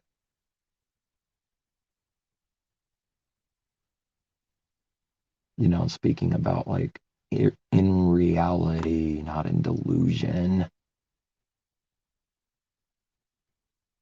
Break through the damnable cover of delusion, feel good, sound good stuff. In real life, what else? Hello? You can't forgive someone and you see the problem of this. And you acknowledge it to the Creator. And that's it. Just being honest, that's it. Then He'll give help in a time of need. And if we're not honest, it's going to stay like that. And you get blinder, more blind and harder, and you start believing the lie that you're forgiving, and you're not. Yeah, we might need to seek truth so that we can see whether we're doing the delusion or not. Because it really is that bad in this world. It's that foggy and blind. It's that easy to believe a lie. And it's supposed to test it. And there's no way to test something. I mean, from asking the Father and receiving from Him, testing it through this way and proving something like that. And you put, what testing does is it puts a little pressure on something. And when the test puts pressure, what you want to see come out, it won't come out unless there's a little pressure. So then test and prove all things. You put a little righteous testing and pressure for the sake of wanting something that, there is a right way of testing and proving something. Of course, does the enemy know anything about it? Or is the enemy's testing turn your bread into stone into bread always evil and seen as evil? Does an unbeliever know what this righteous testing is? Does it truly see? No. But there is a good way, and it's foreign. As soon as you see something similar to the evil testing, the good testing, boom, it's wicked to the many. But then, you test something and it puts pressure on it. I mean, that is a test. The sun puts heat on to the things, plants, trees, and it's like pressure, heat to bring something out. And if you don't see what you are out of clarity expecting to see, well, then it's a test. It failed. Failed the test. I mean, the apostle does say, and it is interesting, there's a lot of things in his letters bring out so many different things too. I'm just saying that in all his word, it's like that. But, I mean, there are people and groups out there that I wish they didn't do it, but they say, he's wicked or lawless or whatever. I don't, I've only sought after the Creator for all of that, and He's given me understanding of the things that the apostle is speaking about. I know they don't know because it makes sense, and it's an amazing understanding when He gives some kind of understanding where it wasn't there like that before. But he says, I tested you. But when we read that out of the blue, it might look evil and someone might judge it for evil and say, oh, he's wicked. And then it's just one little example and they don't realize what's going on. He's only speaking out of truth, not out of wickedness. He's not doing this evil test that, unbelievers are doing constantly. If they do a test, it's only evil. They want you to sin. The righteous test doesn't want someone to sin, doesn't hope someone sins. It's because we really need to see. That's why. And we're hoping for the best, but so often it's for the worst. But he does say, I tested you. He does say, I robbed from you. These scriptures are in there right in people's face to trip them up. And they're all over his word like that, everywhere, not just Paul's letters. They're everywhere. They're stumbling stones. It's like, see this right here? It's like it's a stumbling stone. It's something in the way that if you don't seek the Creator, it's there to make you trip. It's only two ways: trip or believe through understanding, and then do the good works that are connected to the understanding by getting truth from Him, or trip. That's what it's there for. There's no other path. Although someone would like to make someone in this world with hell or any lie or whatever, you create all these other paths of this state. No, there's only two: wide gate and narrow gate, or narrow way. That's it. Trip over the rock of offense, or it's your foundation. That's it. Two people, two things: light and dark, good and evil. And it has come to my mind quite a few times more recently. Well, a few times. That the creation needs to be recreated eventually because this creation's teaching evil. Darkness is evil. What is that going to look like? I don't know. I don't go beyond what's written, way beyond out there smoking, making things up. It's just, there is something to it. This creation is teaching certain evils, not to do, but here's what it is. And darkness is one of them. Darkness is likened to evil and hiding and sin and everything. Darkness, that's not good. Well, if there's not sin eventually, then darkness would be painting a lie. What's the darkness there for? Of course, this is like seeing out of the creation having meaning, not out of a carnal man like speaking. He wouldn't ask those questions because it doesn't mean anything yet to him. But it's like a problem now, and my mind, it's a problem. It would be teaching a lie. I mean, like evil, which would be a lie in a world that's not darkness or sin. I don't know. Why can't mankind accept that some things are mysteries on purpose and not meant to be known until that time? Don't they know that this is an existence too, this teaching? Don't they know that exists? I mean, just to know that it exists in someone's heart, that, if you try to mess with one of those things that are in that category, doing some kind of sin, lying, because it's meant not to be known, and then it's speaking as if it's known. How can someone know what they never had, never seen, never experienced in reality right now, today? I don't know how they know. They don't know. But fantasy, sci-fi, going places in that direction with his word too. And people will do it. We do read, don't go beyond what's, not going. We read that for a reason, beyond what's written. It's to get really silly, stupid.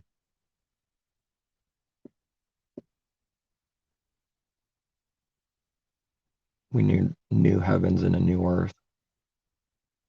Make all things new. I do believe that means all things. It's a process. And it's not just one thing, it's all things. But going any further than that, there's not much to say. I mean, how could there be? Probably shouldn't go there.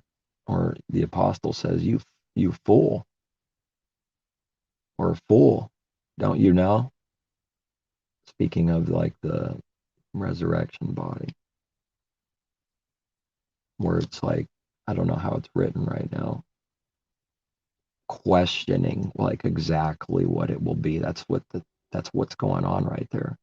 Questioning it, like, but it's to see what's going on in someone's mind and heart, speaking of things they don't know as if they do. Maybe that's why he says fool. And that's pretty strong, isn't it? Well, and if we don't seek the understanding of from the Father, then that scripture will be a stumbling stone because it comes out pretty strong. What is it for? Why is it being said? Is he doing evil, or is it truth? And what he's replying to is foolish, because it is. And that's what people love to do, don't they? Talk about things that they don't know, and as if they know, as if it's true. Well, I mean, in reality, that's foolish, because they don't know, and it's not in reality yet, and they don't have it. They don't have it. And one day that hit me, that scripture. That's why I mean, this is something to do with that, why it's so strong there. Because like you start seeing this, he just gives you something to see. People do. And it's that spiritual thing that people do that we're not supposed to do. Speaking of things you don't know as if you do, and putting all your interest in it, which has nothing to do with doing the Creator's will today, right now. But speaking of things that not only you don't know, as if you know, which is a lie, but are way out in the distant future and has nothing to do with today. That would be pretty foolish if someone's heart is bent on that, wouldn't it? What's that have to do with reality? And find out people are, mankind does do this pretty often. They like doing that. He does that a lot with his word, mankind, and just makes it for some distant future thing, which hides everything for right now. When we start seeing the things we need to see, spiritual things, we start seeing revelation's always been true. And you can start seeing that people don't see just the truth. That's it.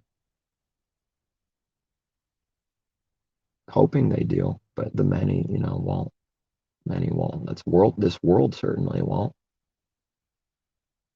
because it's a revelation. This thing, that thing, this word, that word, this scripture, revelation, 2 years ago, 1 year ago, and it's building on it. They never had a revelation yet about anything concerning his word and truth specifically, his things. It needs to be given. And the apostle says, man didn't give me anything. This guy thought he was something, but he was nothing to me. Because that's pride right there. That pride doesn't do anyone any good. It's the Creator giving that does the good. And this wasn't given to me by man and all this truth, anything. The gospel, well, gospel's connected to what? Everything. But by revelation of Messiah in him. That's a teaching. It's not just for the apostle. That's what happens to his people. There's a lot of important things in his letters too that just bring out certain things and teachings of the resurrected Messiah, his official word, if you will, on Messiah being resurrected. Because before he was resurrected, what the Messiah's words are truth for us, but there was no word on his death and resurrection afterwards. Just like Isaiah, just like any other prophet, Hosea, any of them. The apostle would be one of them for, even writing down his word, inspired just as they were of old through the Spirit.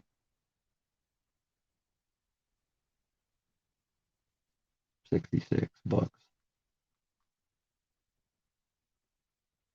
What are the chances and odds of that? 66, the number of man. Man is created on day 6, and he takes the book, 66. And what happens when you get 6 and 6? 666. And it's just like a strange sign. That's like a sign to me that he gave. These are the books, because it's the beast. It makes it sound like we're saying his word is the beast.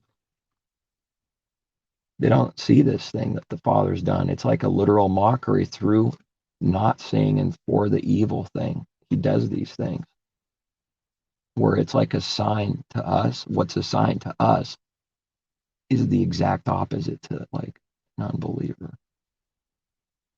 And what's proof for us, all things spiritual, is nothing and zero proof to an unbeliever. That's true.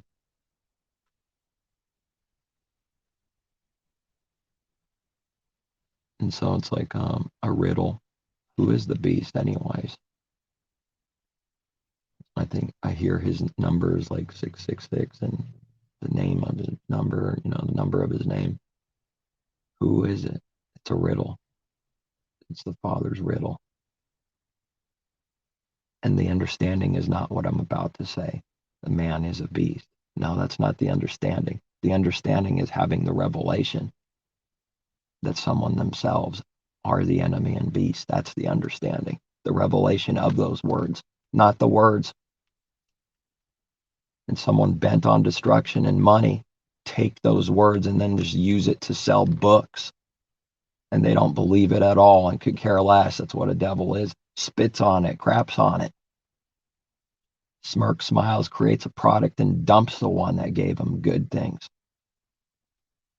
Trashes it just so it could use itself, gain for itself. That's all.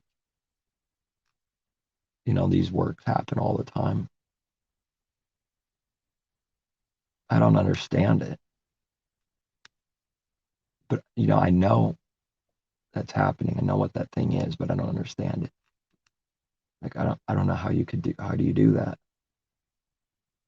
How do you do something just for money? I don't get it. Or just for gain, or just for worship for self. I don't understand it. It's like sick. It's like pig food. Puke. What is that? So you people were never real. You never believed anything you say and understand what you say. You're just using it. I mean, that's about as sick as it gets. That might ruffle up some feathers because of how many people are doing it. And, it's like, whoa. Yeah, I've tossed and turned some days because of this truth, seeing it.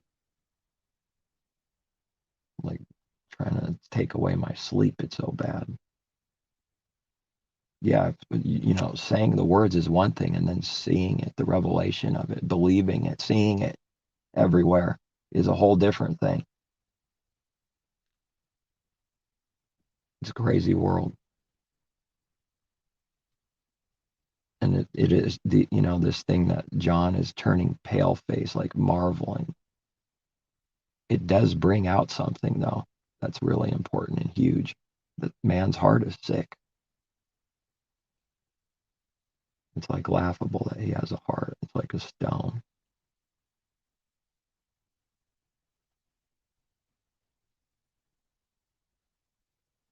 He really does need spiritual surgery. Circumcise the heart. Yeah, the Creator wasn't lying. How do you do that to yourself, though? I guess it never came to mind for the Israelites to ask. How do you circumcise your heart? I mean, in the natural picture, you would have to like open yourself up and then you'd kill yourself. What about spiritually? Doesn't that, if the natural's like that, isn't it, how much more the spiritual? That's how the understanding should be. You have to die to kill yourself. But they never ask the question. I guess not. And that's kind of what the carnal man is. He doesn't care. Doesn't even cross his mind. And if it comes his way, it's like that seed comes his way, the word, boom, it's gone. Boom, it's gone. Boom, it's gone. And then you have to see that too. Just boom, wow, it's gone. It's when it happens in real life, I picture a bird taking a seed and it's gone. And I look up at the sky and say, it's gone. Wow, it's gone. But like what that parable means though, spiritually seeing it, that's what I see. It bounces off people as if it's like absolute filth, repellent, magnets that are opposed instead of attracting, pushing away. They forget. They never talk about it again. They never ask.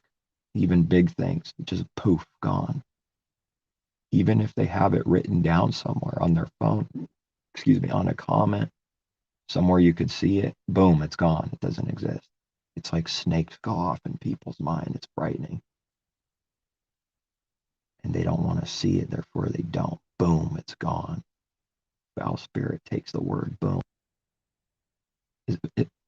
Is Messiah talking about a bird,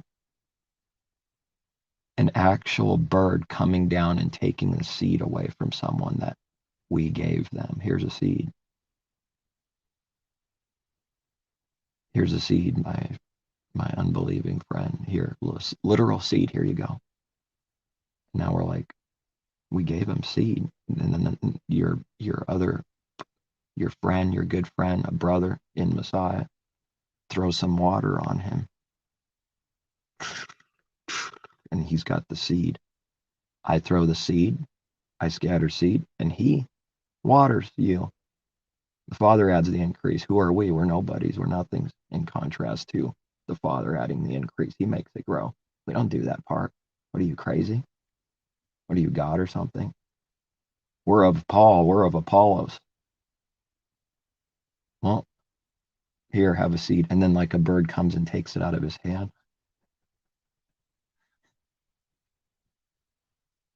Is that what that means? Yeah, that's what it means. Is Messiah talking about fake things that never happen? There's no reality to it. This parable's real. It happens. That parable is about real things. The bird represents something real, not fake. And the seed represents something real, not fake. The serpent in Genesis represents something real, not fake. It's how all his word works. And the water represents something real, not fake. And the fire represents something real, not fake. But it's not the parable itself. It's not the fire, the literal fire itself. It's not the seed itself. It's not the bird itself. It's not a snake. I crushed a snake in the desert. I mean, I didn't do this, but let's just say I did. I stepped on the serpent's head, and then in my own heart, believing a delusion, I just did what scripture says, literally. I stepped on the serpent's head and crushed the works of the devil. And they're wicked sinners the rest of their life because it had nothing to do with reality and what it means. I mean, that's like what I see with that false prophets are doing. They don't speak of reality. You speak of the moon, stars and sun. And if you go out on a literal night watch, you're righteous, and those that don't go on, they're unrighteous. And they speak of hell. And if you don't believe or what, you go to this hell, and those that do, you don't. I mean, it's kind of like that with the carnal man with everything. There's like no reality to it. there's a connection with all these things, like no reality is what I see, you know. And it's not mocking the Father's word. That's how that his word means something, and that meaning is the valuable thing. Therefore, his word is very valuable. It's not mocking. It's just mocking the carnal thing all by itself with no meaning when it has meaning, when it's supposed to have some kind of meaning. When you cut off that meaning, now it's time to mock it because it never meant its own self, carnal. Never meant that. So, you know, you can righteously make it sound like you are mocking something, but to carnal people, it's like, oh, he's doing evil, he's mocking his word. But we're not. It just looks like that. Or it can look like that to people. It needs to actually start doing. That's like, that by itself doesn't prove anything. It's just going to be what it is. That's what people need to think and see. Are they ready for it? You know, I mean, that's just one of the required things. That means like there's understanding. Because if that never happens, they don't have understanding. I mean, if that never happens in someone's life, you know, these accusations and things coming that way, where you see the people not understanding like that, and they're thinking these things. Yeah, if that never happens, this must, you know, one thing connected to another when it's righteously connected and judged. Must be because it's not true. It's a lie. I can tell you one thing. Just looking up at the sky does not make me righteous and make me love my enemies. Going out on a night watch, literally, does not change my heart and stop me from doing wickedness to someone, or stop me from lying to someone, or someone to myself even. It doesn't stop wrath. It doesn't stop rage. It doesn't stop anything. And it doesn't stop my car from getting hit by, you know, a drunk or something. Just saying. I'm trying to bring out that there's no power. Where's the power? There's no power in that. The power is belief in the Father for real, and the Spirit giving life and understanding of his word. Then it's valuable. It's not going to be valuable to a carnal person like it is for spiritual. Because you know, the night watch represents and means something that's valuable, and Messiah speaks of it in a parable because it's in his word.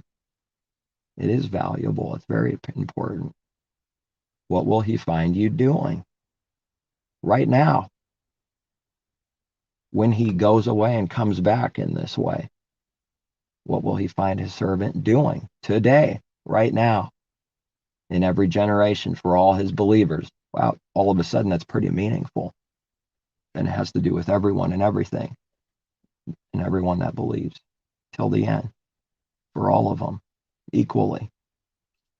What will he find them doing? He found them staring at the sky, worshiping the stars in their heart while they thought they weren't, and didn't actually do the spiritual night watch and what it really meant.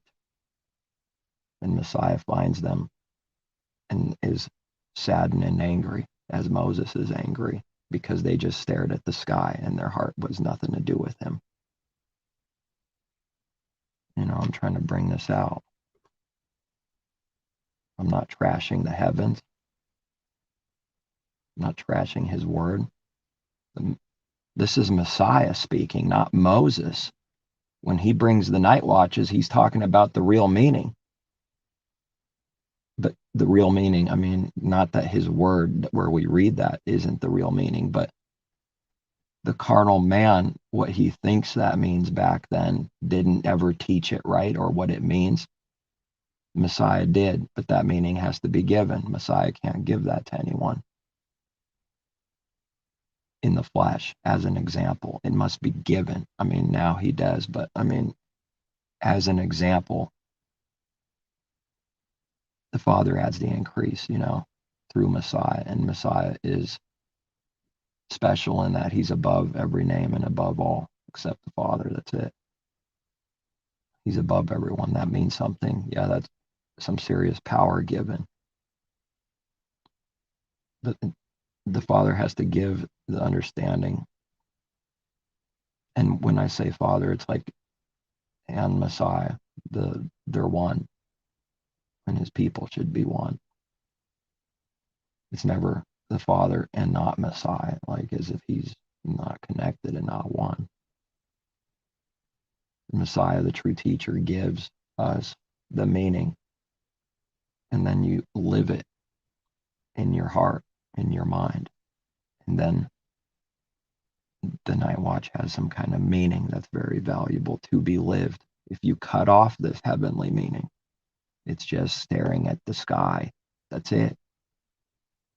You can try to make it sound spiritual. A carnal man can try his best. And it's just trying to make it, now the intention's just trying. It's already sin to make it spiritual, sound spiritual. Oh, it's difficult. They're not being taught what sin is in this world.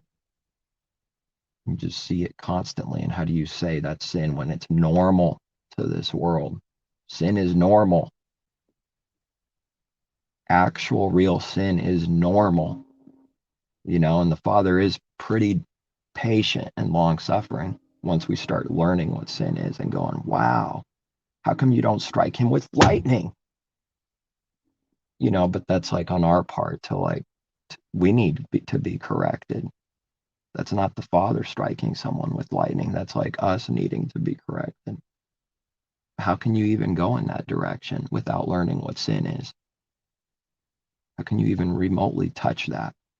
Where you might make this mistake and say I don't think your judgment's good enough. I don't see it. For the evil they do to us and other people and constantly doing evil, look at them. Well, yeah, now there's value and meaning to don't be jealous to the enemies. It never meant anything until that real thing starts coming in.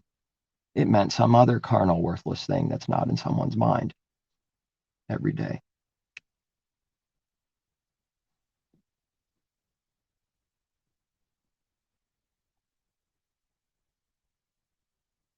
Yeah, I don't have any hope in self. Self can't do it.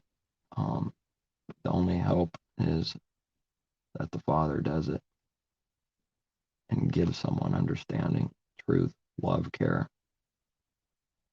Learning what sin is, he has to literally give it or else someone won't have it. I mean, it is that real. Not just, that is what we read. To them it is not given to know the mysteries of the kingdom of heaven, but to you it is given. This isn't just about some kingdom or something carnally thought in someone's mind. The kingdom of heaven has everything to do with the very things we're speaking of. Everything has to do with everything, all of everything.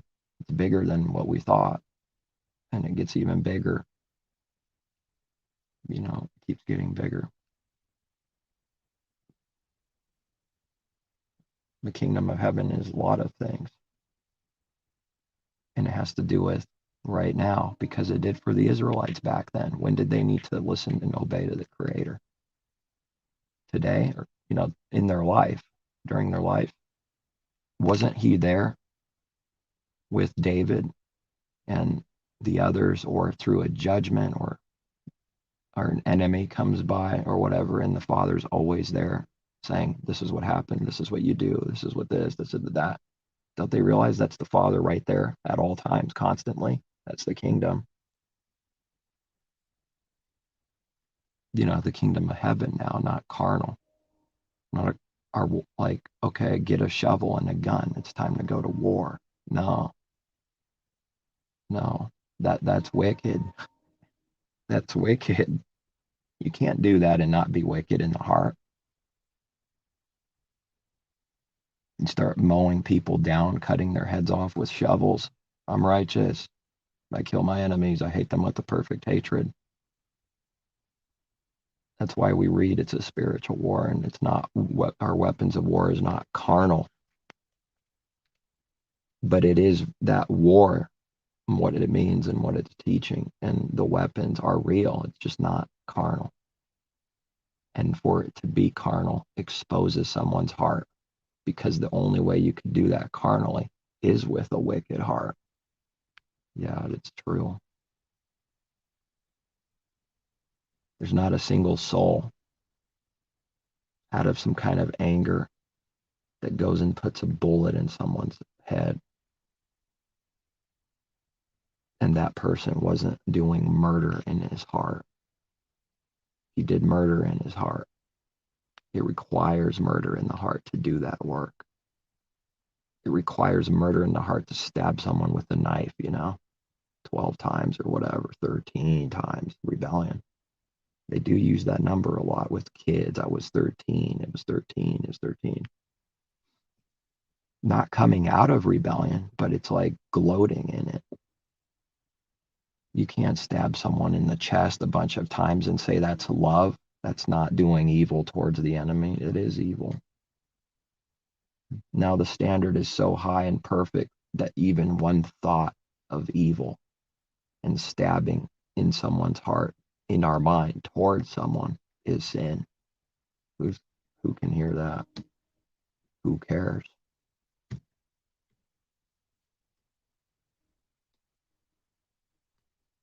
Well, I care. It's affecting me.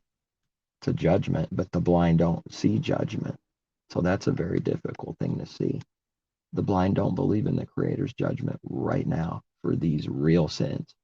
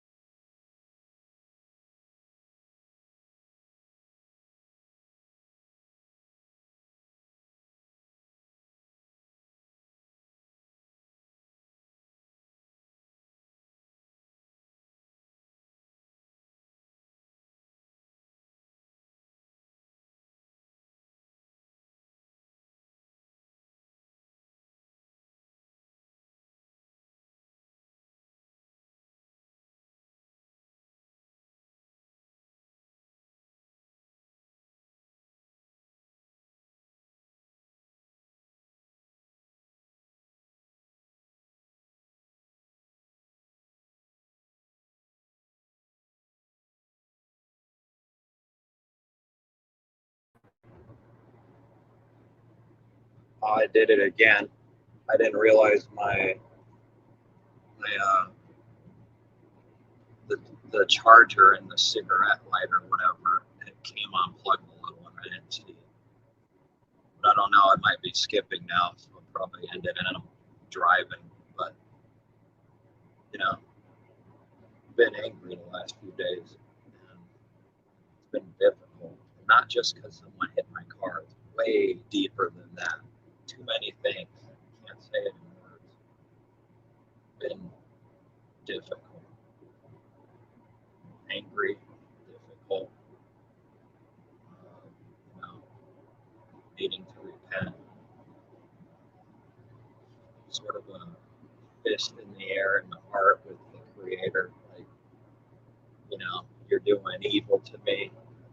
Like thinking, wait a second, I've said those words, that was people do, and now in reality, in this very moment, I'm breaking those words.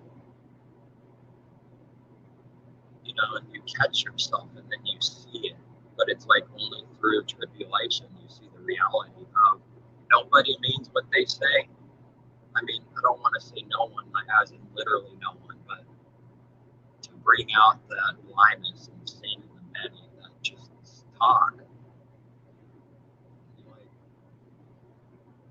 it's so easy to say the Father brings evil towards someone.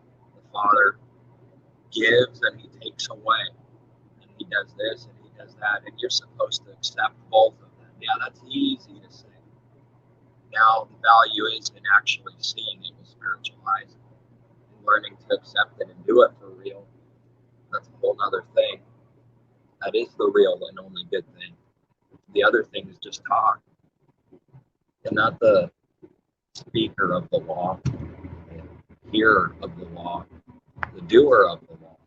Now that is true, but it's not seen doing the law through self-righteousness and carnality. But it is true. It doesn't mean anything, only hear or only talk. If someone thinks that it's not going to be like that, where they're sort of on a high, I guess, you know, lifted up. Oh, okay. Get back with me when you're falling. And Humpty Dumpty, you know, isn't wanting to get back up spiritually. Yeah. So then when difficult things happen, it makes you believe a little bit more, a little better, and remember, wait a second, am I doing what I did last time in the exact same way? Did I forget what the Creator did, what the Father did because of this, a little bit of pride or a little bit of this or a little bit of that or a lot, you know? And then you remember it better and like you take it, you know, you like swallow an orange. He's gonna take me down. He's gonna judge me. It's gonna be very real. And then that judgment, you know, you learn something from it, and it's very frustrating, difficult. It makes you not want to do it. A little bit of the beast comes out, like wants to wage war. I'll take you on. Back off. I'll take on anyone. You know, stupid carnal man. And then you see your own stupidity and your weakness, but then you say, like, sort of, you made me do this, or if you want me to do what's right, why don't you make me do it? Why are you doing evil to me? Why are you doing this? Why are you doing that? Back and forth.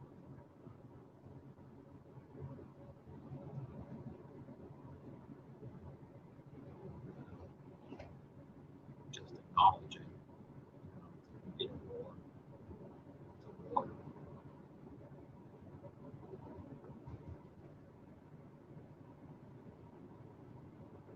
And people want to hide it. Hide their sins, hide everything. It's not reality. It's not the reality I know and live in. I don't know what reality they're in. Mickey Mouse Land Delusion. Mickey Mouse Kingdoms. Cartoon kingdoms. It's not real. I mean, it is cute. You can't lie. It is cute. You know, Mickey Mouse Kingdoms and stuff. but it's for kids.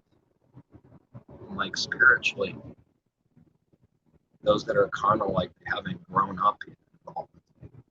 Kids, still kids.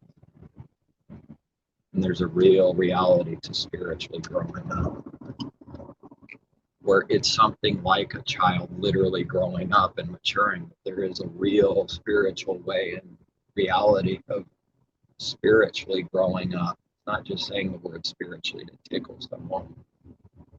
And it's real. It's as real as it gets. Where you're, eventually you grow up to where you're not a kid anymore. And now, you know, you start hating the world more. Like, you know, the perfect thing is perfect hatred. You hate the evil. You start seeing it better. Everybody's playing games. They're playing evil games with their heart. They like play around with you like you're a toy. And they want you to bow to them and worship them, beg them for things. And you're looking at it like, wow, this is hell. This is Sodom and Gomorrah 2.0. It's not a joke. This is like, this is Sodom and Gomorrah. Wake up, people. But it's like not the wake up call where wake up and enter truth or land. Wake up, snap out of it. No. There's no reality to that, because in Father's truth and reality, it's growth. And nobody just goes, I woke up and now I'm a giant tree, you know, but it's like still to say those words, wake up, you know, this world is asleep. That's why we read wake up, oh sleepers. They're dead. The dead are like sleeping, you know? Sleepers, dead. And people that are in their graves will wake up. Just because there's the important spiritual reality of coming alive in Messiah and waking up does not take away that there's a resurrection, you know, but someone would like to imply that. Have they ever considered that both are true? Of course, the spiritual thing, when someone does that, I question whether they actually understand it at all and live it at all. I would just question it. But I think I'm going to end it here. Yeah, it's been difficult. That's what I want to bring out, not try to hide it. It's been real difficult lately. You know, it's interesting, and it was not just from when the guy hit my parked car. It was difficult before that, and it's been difficult after that, but like especially since that happened, it seemed to pile drive a bunch of other things. And you know, I just realized, what is this? And you know, the guy had a good buzz, and they gave him he got caught for it being a DUI and everything, but I'm not going to give his full address here, but there's a number. Often there's 3 numbers or whatever. In this case, there's 3 numbers and then whatever for the location. It's 777. And I'm like, are you saying this is a perfect wreck? You know, I'm asking the Father. I mean, this is like, are you mocking me? Playing nasty, you doing wickedness again with me? Playing games like this with me? What is that, like funny or something to you, that trash my nice little car you gave me so I could do this? So I could do this or do that, and now you hit it. You try to blame it on, you know, trying to bring it out. And now the guy that hit it, his address is 777. Okay. I probably have to see things that I don't see right now, that where this will make more sense later, and where it doesn't make as much sense to me right now. You know, but I do have hope, because I've seen him work out crazy, weird, strange, amazing things like that, but I don't know what this will work out into. Could be a whole lot of more evil before it becomes good. I don't know. Well, bring out the beast a little more so that it's revealed, so that he can slay it. I believe he has to bring it out of everyone. It's always been there. In this testing, he brings it out through tribulation and distress and, like, judgment, a real judgment. And so there is no easy way. You can't be like ignorant. It's like, oh, believe, become alive in Messiah, and your life will be easy. I know it won't. Who lied to you? Skunks? Yeah, it does stink. Lies. But then I wouldn't want to say that to drive someone away. It's just that what it is in someone's mind, easy, is not true. It's not true. But it's not going to be, horrible every day. Like beyond, like real bad lows, difficult every day either. And, the creation does cycle. Maybe our life cycles like that. But overall, we should be growing through the cycles of light and daylight, or light and dark, light and dark, light and dark. One thing, and only one thing, is no reality in all of creation. Hello, people. That's like what's in my mind, it's how I speak. Like, come on. The creation people live in, there's no reality to only light or only darkness. Zero. And then, I just find it amazing then that the Father teaches this. He gives good and he gives evil. And accepting them both the same. No, nobody's doing that perfectly in the beginning. Yeah, right. Yeah, right. Don't make me choke from laughing. Laughing at that stupidity. It's not done perfectly. And if they think it is, or, they're not, okay, wait and see then. Wait and see. You'll find out. I'm confident in that much for anyone that's a believer. They'll find out that this is not done perfectly at all in the beginning. It needs to become like perfected. But no, who wants evil? Who accepts evil just as much as good? In reality, when life hits you, boom, pressure, boom, oh, done, glad. I mean, that would be the perfect thing. I'm just saying it hasn't happened with me. Not accepted in the heart as the good thing. And then then it's like, I see that it's not that, which then the Father proves that I'm no good. It's not perfect. And then that makes me angry because he proves I'm not perfect. Then you have to repent and somehow. Well, there's like an internal war wanting to punch a wall, or maybe someone doesn't know. I don't know. I hope they do. The wide gate's no good. The wide gate's not easy. It's got its own death and difficulty, but the narrow way has got its own difficult way, and I believe it will reverse in the age to come, in time to come. It's going to like reverse. You had your good things. Now it's time to suffer. And you had your suffering. Now it's time to be rewarded. And there's a gulf. Yeah, that scripture is true right now, though. That those that are going to be just in unbelief, hardened, blinded, partially blinded until the end, there is a gulf between light and dark, between knowing the Father and not knowing him, but knowing the devil. It's all one, but it's like going to be worked out. I believe that truth will continue into the future where, this is what you wanted. It's like a giant, massive lesson. I don't know it's going to be huge, I guess. Monstrously huge. This is what you wanted, and this is what you got in reality.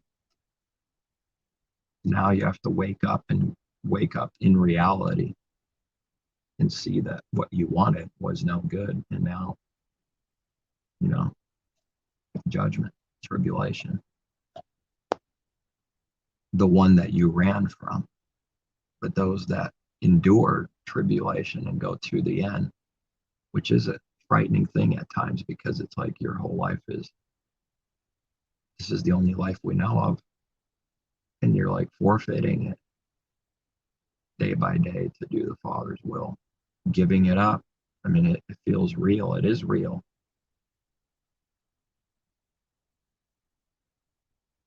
And whatever he makes come or say, you are saying, I will accept it. I will do it. If he takes away, then he takes away. You're not trying to do anything, plan anything, I'm going to be this in 5 years. Now, zero of that going on. So then it's like, at times it's frightening, but then he, comforts you, and it's not like he gives you the power, just as a miracle where people wouldn't be able to do it. So then you're like looked at crazy and insane, because hello, you're wasting your life. You're wasting your life. That's like how it's seen. Like, wow, wasting my life. Yeah, I am wasting. I'm dying. And you're living and you're gonna die. I am wasting my life. The beast, he's dying. He's being wasted because there's no reality to the beast in the future. He's going to be slain.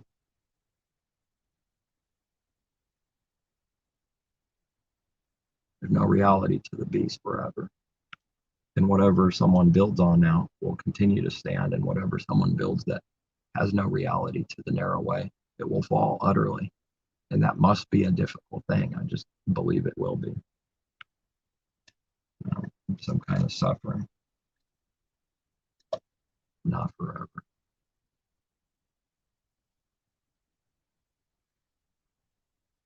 When someone's in the spirit lifted up, they're not worried about anything in that moment. And when that's like really true for someone, that's true. It's so easy to sort of like fall a little bit. And now it's like hard to imagine what that thing was. Has anyone ever feared this spiritual gulf between here and over there, that you might never come back? I mean, that's like the proper fear someone would have. That's what I see. And so then there's a lot of scriptures that say wait, because I wonder how often we're waiting for that, because it sort of takes away. All right, I'm going to end it here. I didn't speak in a few days, so it's like letting it all out. But I didn't plan that. Does anyone believe it? Not a single word was planned besides a thought for a title, and that's it. Zero. Nothing else. Ever. I mean, if it is, it's like I sinned. Repent.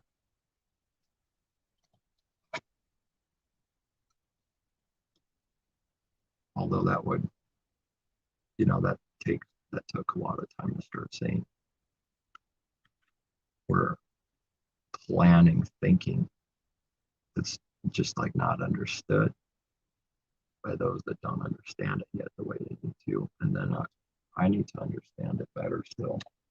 Who knows how much better? You just walk in the spirit, and then you hear those words, and it's like, oh, and it makes people feel good, because they try to make them feel good in the mega churches and all this stuff. They try that. That's their intention.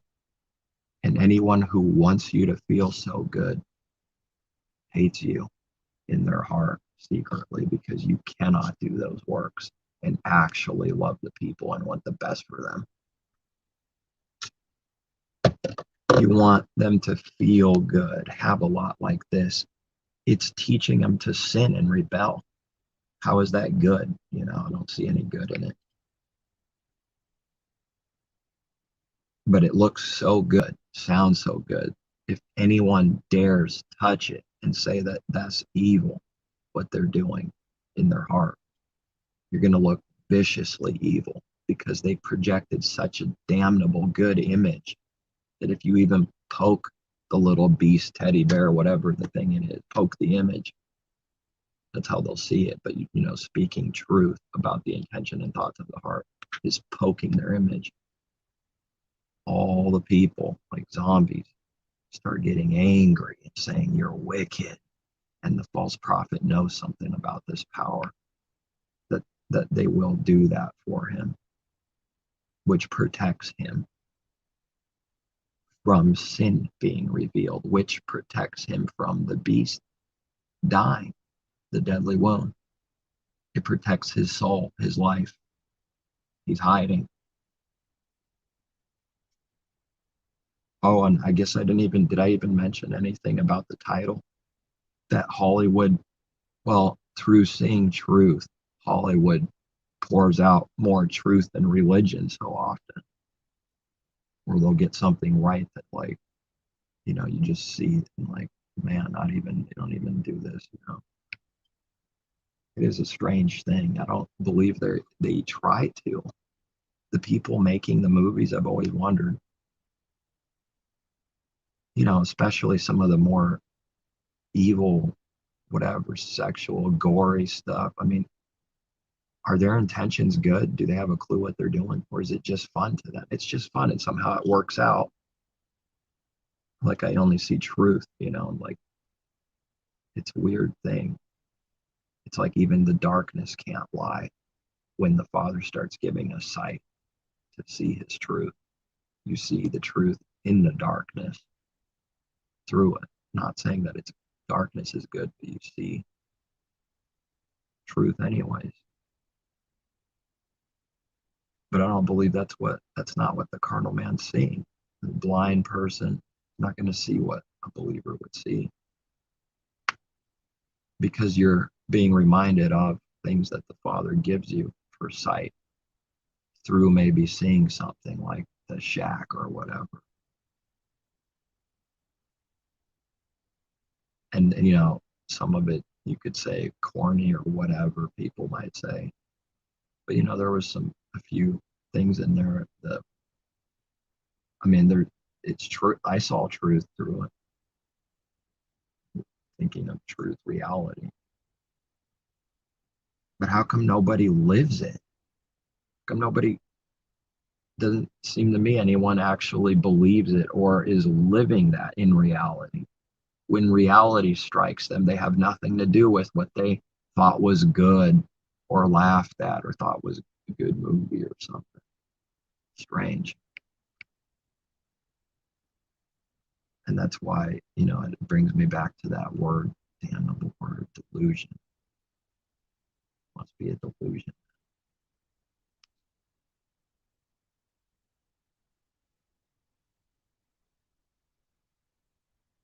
And we shouldn't want to be in delusion,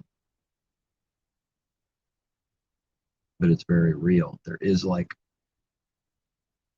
you might as well see something in physical with your eyes, like you see, but that's like spiritually you see it now. It's like becoming real. There's like you see the delusion actually standing there. I don't know how else to say it. And people are like buying and getting sucked into it, but it's a delusion.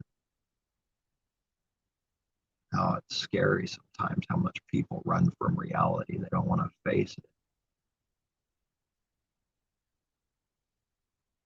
And it just is, you can't, like, condemn them or blame them in that kind of way. It's just, but that's what mankind's doing.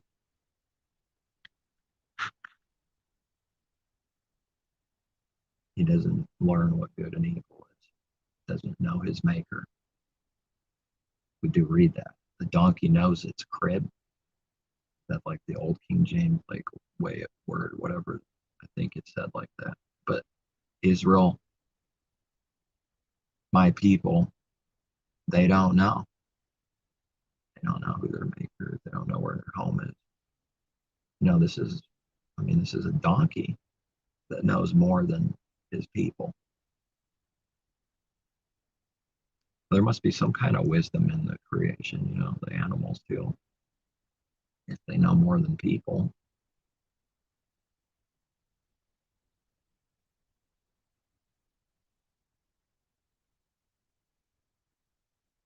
I think that's it then.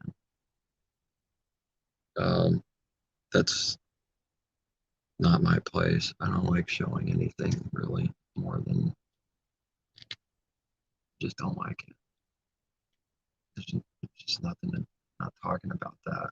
Not about the house or car or this or that. And 1 month or minute you have something and maybe it's taken away. Anyways. Although someone planning to be secure for 30 years in the same house, they might just get that though. But they have to go through the wide gate though, through a death for having that in exchange. They do teach that in the movies. You have to exchange something for wanting these worldly things. I mean, it's been said so much, it probably sounds, corny, but it's not a joke though. You see the reality of it, and the devil sort of just mocking, but he's like pouring out his folly and pouring out that truth through that, pouring out his folly of exchanging your life, not for some future only hell burning, but right now in death. You have to be dead to want these things. Is it worth it? Messiah did say this. It's not corny. Maybe that's where it comes from. Father's word. Gaining the whole world, giving us the perfect picture, like what you can do the most. You could gain the whole world. What if you go in the middle or a little lower? You do the extreme thing. If you gain the whole world, the best it has, but you exchange for your soul, for your life, what profit is it? What good is that? Not. It's not. It's not good to be in death and darkness. Those in darkness that never seen life, they don't have anything to compare it to though. So it's worth it to them. They don't, the people don't even realize though, to see the innocence, sort of the deception, especially like younger people that get taken and it destroys them. But they try to hide it the best they can, and they can't even hide it for anyone that can see. Can't hide it. The works people do, the unrest is proving it. But to the world that looks like they're having fun, to me, they're doing that because they're in destruction. But that's like a deeper thing to see. I mean, I feel it is deeper because I didn't see that like that for a while. I don't know how deep, but a little deeper than right on the surface. That's extraordinarily offensive though. People are acting crazy, jumping around, ha ha ha ha. Like they're doing that because they're in destruction. Spiritual destruction, I'm saying. And it also makes a masquerade. Like the more you jump, smile, and you're like projecting you're doing really good and having a good time. I'm thinking and saying that person's hiding a real heavy destruction because of how badly they want people to believe they're happy and bouncing and jumping around. I think most of the time it's going to be that they're hiding, deep death inside darkness. And so backwards, everything's backwards. Where in reality, the way it should be is, I'm not doing so good. If we're not doing good, difficult, just a difficult time, and just acknowledging it. But in reality, the Father's right there. We're not cut off from him even through this difficulty. But that would look evil to the world. Ooh, he's acknowledging what we can never acknowledge, and that's like hiding. And I've seen this thing too, where you just say something not with any intention, you just say something acknowledge it because it's like normal for you. And then you look and like their reaction is not good. They're looking at you like you're crazy or something because they're hiding it, whatever it is you say. You just openly acknowledge you're hiding.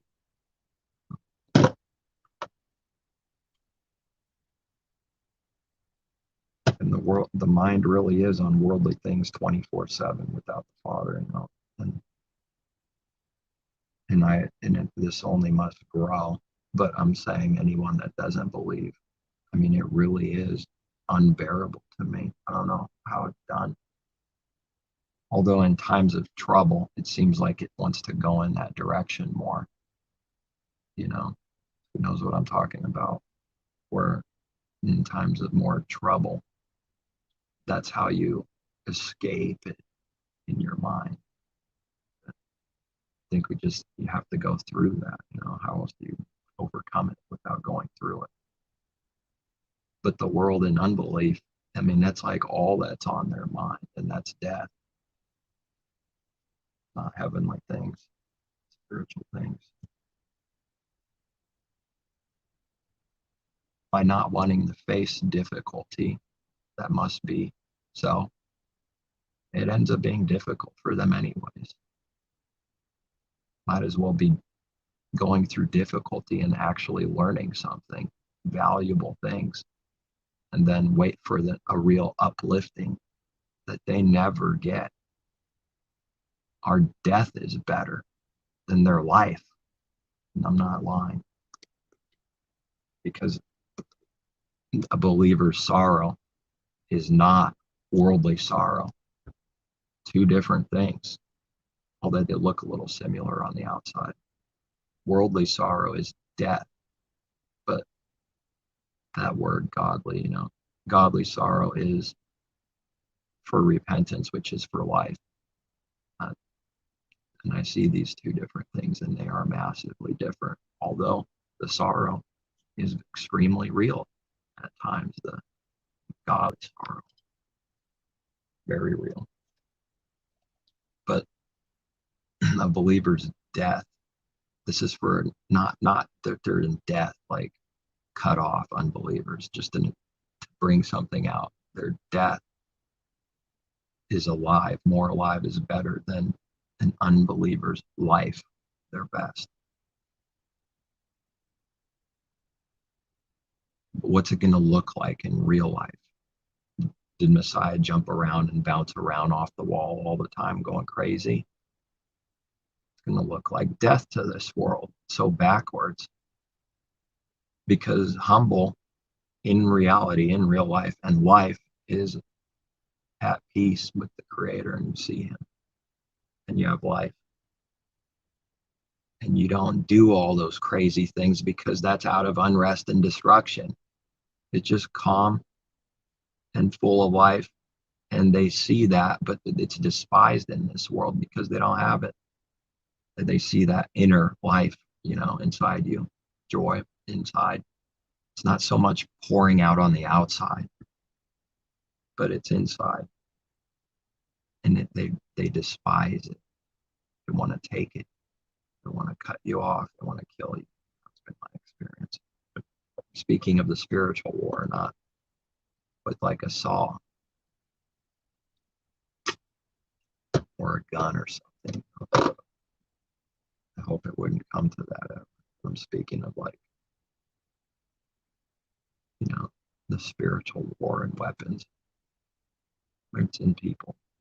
And this is the trickery and tactics they do to try to make you spiritually fall. It's a very evil thing to do to His people. Have they ever read? Don't mess with the rest, you know, don't mess with the resting place of the righteous. Don't try to take it away from them. Actually, the Father says through His word, wicked, don't mess with the, you know, don't disturb, don't take away their resting place. Like, it's just for them. It's kind of funny. It's wicked, you know, speaking to the wicked. You wicked, don't disturb or take away the resting place of the righteous. I think it's in Proverbs, maybe not. Weird things go off when you say wicked too. Just lining up with his word. That's all. And in reality, you know, because actual evil is not evil to people that are full-blown evil and don't know him. And they start hearing wicked, wicked, and carnal, and it's like they don't like it. They don't want to hear it. And parents don't want to hear it. Carnal. Carnal. You know, that's the reaction I've gotten in the past, just for saying like something, something, something carnal. And it was a negative despising of using the word carnal. Why? When it was used for something that is actually carnal properly. They mock at sin. I'm scared. The masquerade, that was so good. As believers, I don't know if there's anything that makes me more spiritually sick, is trying and masquerading as a believer, but you're not. Why? Why, unless there's a strong deception and delusion to make that work out like that? Why would people want to do that? Where is this thing? Where is it coming from? All along, we're speaking about reality and real belief and real things, and they haven't. And when they see real, they mock at it. I've seen it face to face. They think it's crazy to actually believe the Creator exists and that we hear from Him. It's amazing. That blows my mind. Like, what are you doing then? What are you doing? So you just say God just to what? Trick people? What is this? Just to toy with them, just to make money, just to get fame? Is that why?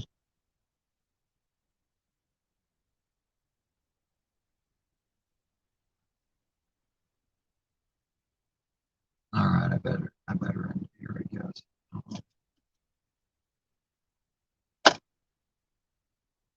Deal with something. I don't like dealing with worldly stuff. Take my car out of the wrecking yard and put it somewhere else. Still don't know if they're gonna cover it or not. The other person's insurance, blah blah blah. Can't stand thinking about it. So for me, it's like a torment. It's like a tribulation too, on top of other spiritual things, difficulties. And, you know, it's like, do you want me to kill someone? Or you almost back up and hit a little kid with a bike, almost ran over a person today on the street. You can't see him. My goodness, it's happened so many times. It's like, I better not kill someone. Better not make me kill someone on accident. You know, it's been difficult. And it's like sometimes it happens like back to back to back, and then I lose it a little bit.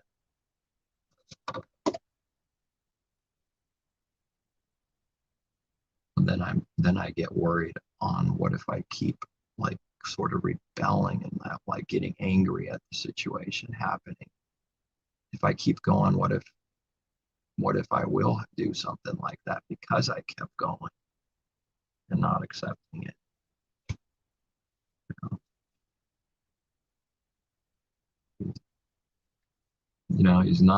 He's shown me he's not afraid to break my ribs, lacerate my liver almost in half, and get utterly crushed, or hit my car recently. I guess the Father's not afraid of hurting us. I have a genuine, trying to keep it in check, fear. Let something worse come on you. It's difficult right in the middle of something, though, to remember that. Yet don't sin no more lest something worse comes on you. That is the perfect thing, perfect truth and teaching.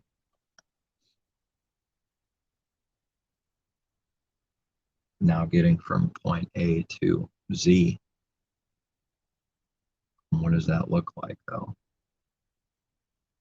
Finding out every day. I don't know. I can look back and see what it looks like a little bit, but I don't know about future.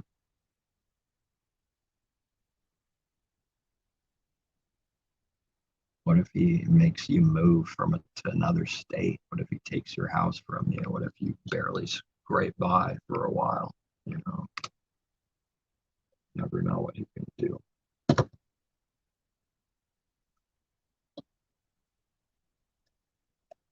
And when he does it, you can't stop it. But then you have to not want and pray for that freedom, that easy way. Because seeing what he does and gives, he just might give it to you then. Then you'll start falling and go in rebellion. Well, you want the easy wide gate so badly in your heart, you'll get it. Just don't forget about all the death that comes with too. So then you're like trapped, or it's a difficult, narrow way. And now thoughts come. No, I don't want to pray for that. I don't want that easy way. At the same time, you know, now stay away from me, you devil. Flee. And then people offer you strange things. They offer you jobs. They've offered me many different jobs over the months, random people.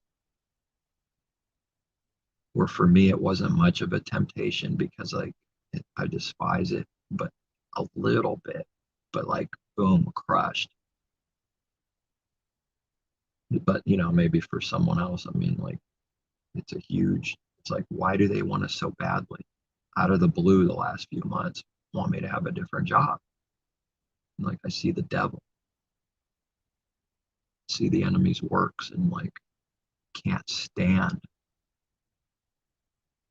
anyone doing the Father's will or according to his plan. Just to throw you off of the narrow way would be the good enough. If you go and grab a job real quick and just go do that, well, the enemy must know that's not doing the Father's will.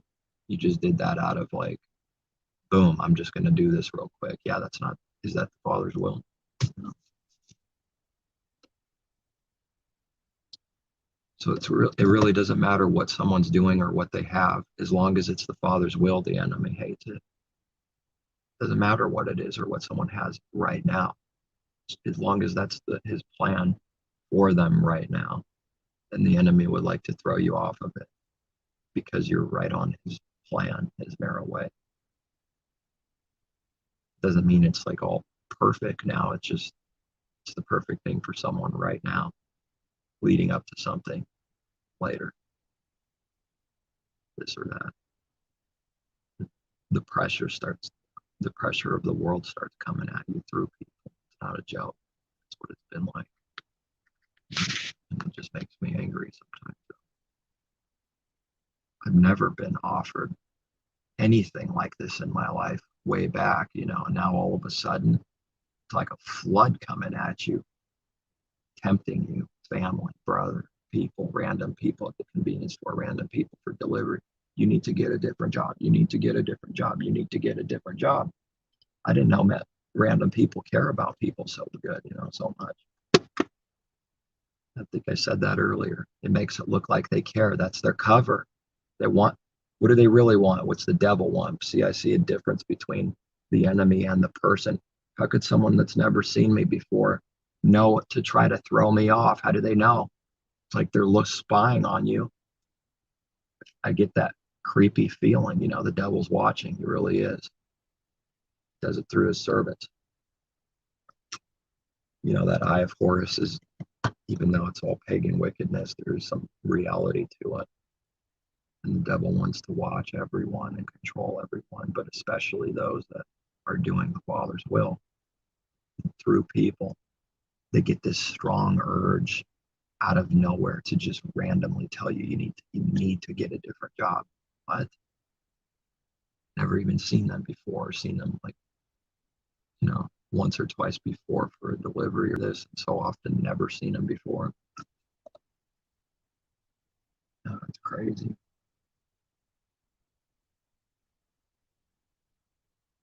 For me, it tells me something. It's showing me something.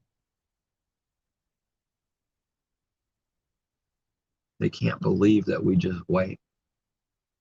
And then when it's like right inside of us in spirit, then you just know it's right.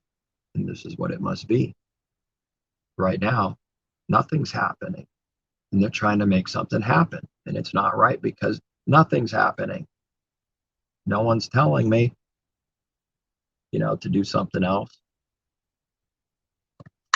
Father's not telling me to do something. And I know that. And then the pressure comes. What else is it going to come for? All kinds of things. Tricky ways to try to spiritually throw you off the path. Nasty. I see a serpent's mouth wide open when I see these works.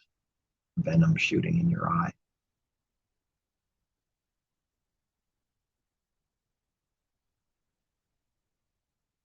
You read, it's like for but a moment. And his anger is like for but a moment. And those that teach it's going to be like this forever, they're wicked, unless they repent from this evil thing. Someone's heart is corrupt for believing it's going to be like this forever. It's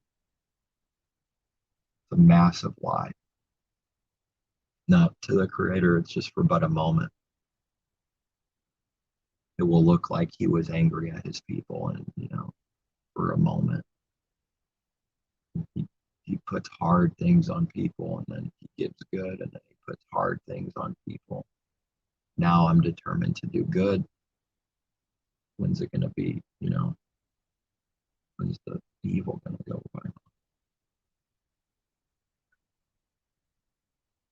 I don't believe it's going to go away unless there's a really sore, great evil at the end, overall in the world. Really nasty evil, which we're truly building up to with lies, trickery. Who knows what they want to get inside of people? They've been teaching us in the movies for a long, long time, quite a few years, that they want to get something inside of you to control you. What the devil, I see it. The devil loves to control people. But then the people individually want to control people, and then they complain when the government and the world is controlling them, starting to control them. But they control people and want to control people. It's a little bit of hypocrisy there, a little bit of, saying one thing, not doing it.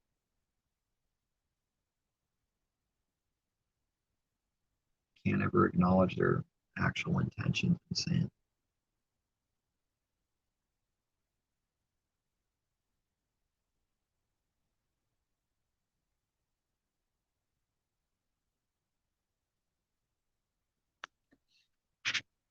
All right, I'm really going to go now. I believe so.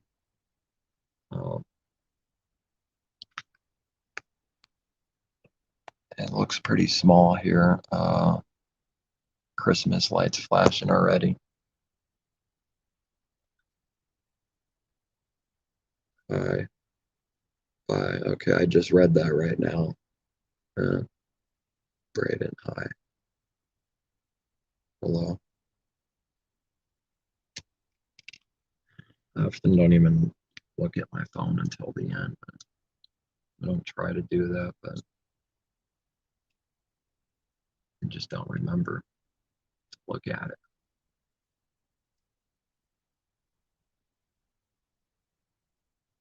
Why are people celebrating Christmas? Because everyone else is, or is it deeper than that? Kind of delusion. Why?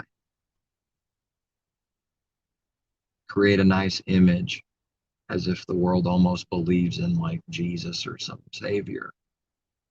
And what if the cold hard reality is that this exists because it doesn't believe in the actual Messiah? It's to replace, to cover anti-Messiah. But if someone wants to celebrate, the devil's holidays, I'm not going to stop them by force or anything. Let it be. I want to control them, but not happening. You know, and birthdays are an interesting thing too. It's celebrating like self. But over the years, I don't have any want for like that in my heart. I don't care about that at all. Zero. Birthday, yeah, whatever birthday. Because it has to do with like getting worship, getting recognition for self, self, self. And that's like the old man saying, worship me, I'm good. And it's no good. He needs to die. But if someone wants to do that, you know, well, the world, the many will do that. It'll say it's just having fun. That's how the devil speaks. It's not doing any wrong. But that's going to be like that for all sin, for all actual sin. I'm just looking at the stars, just looking at the fish, you know, I don't worship the creation. It's gonna do that for everything. Or won't someone justify actual spiritual sin in the heart?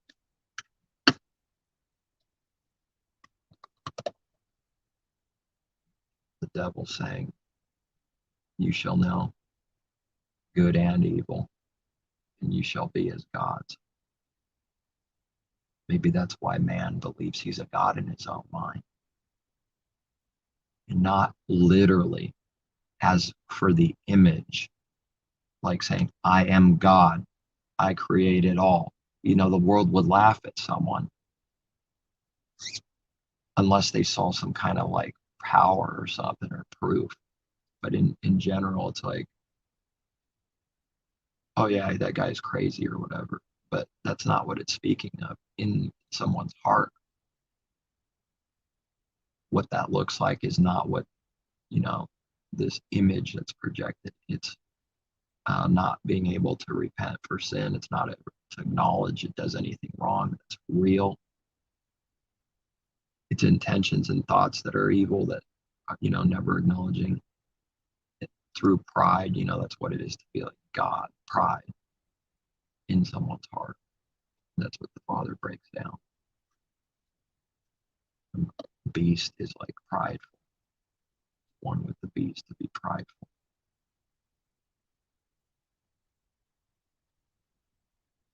So pride is like normal in this world. Everyone's prideful. You know, some more, some less, but it's all prideful. And then when it sees humble, it's like a little light shining, moving. What is that? Freakish, freak thing, humble. And speaking of actual humble, it's a stark contrast to pride. Because pride to this world is something that only looks prideful, but real pride is no big deal in someone's heart. It's not a sin. It's no big deal.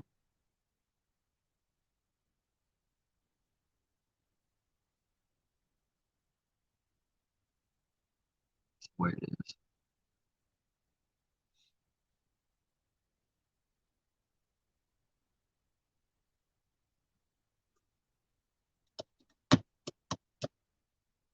All right. Peace, take care, seek truth from above.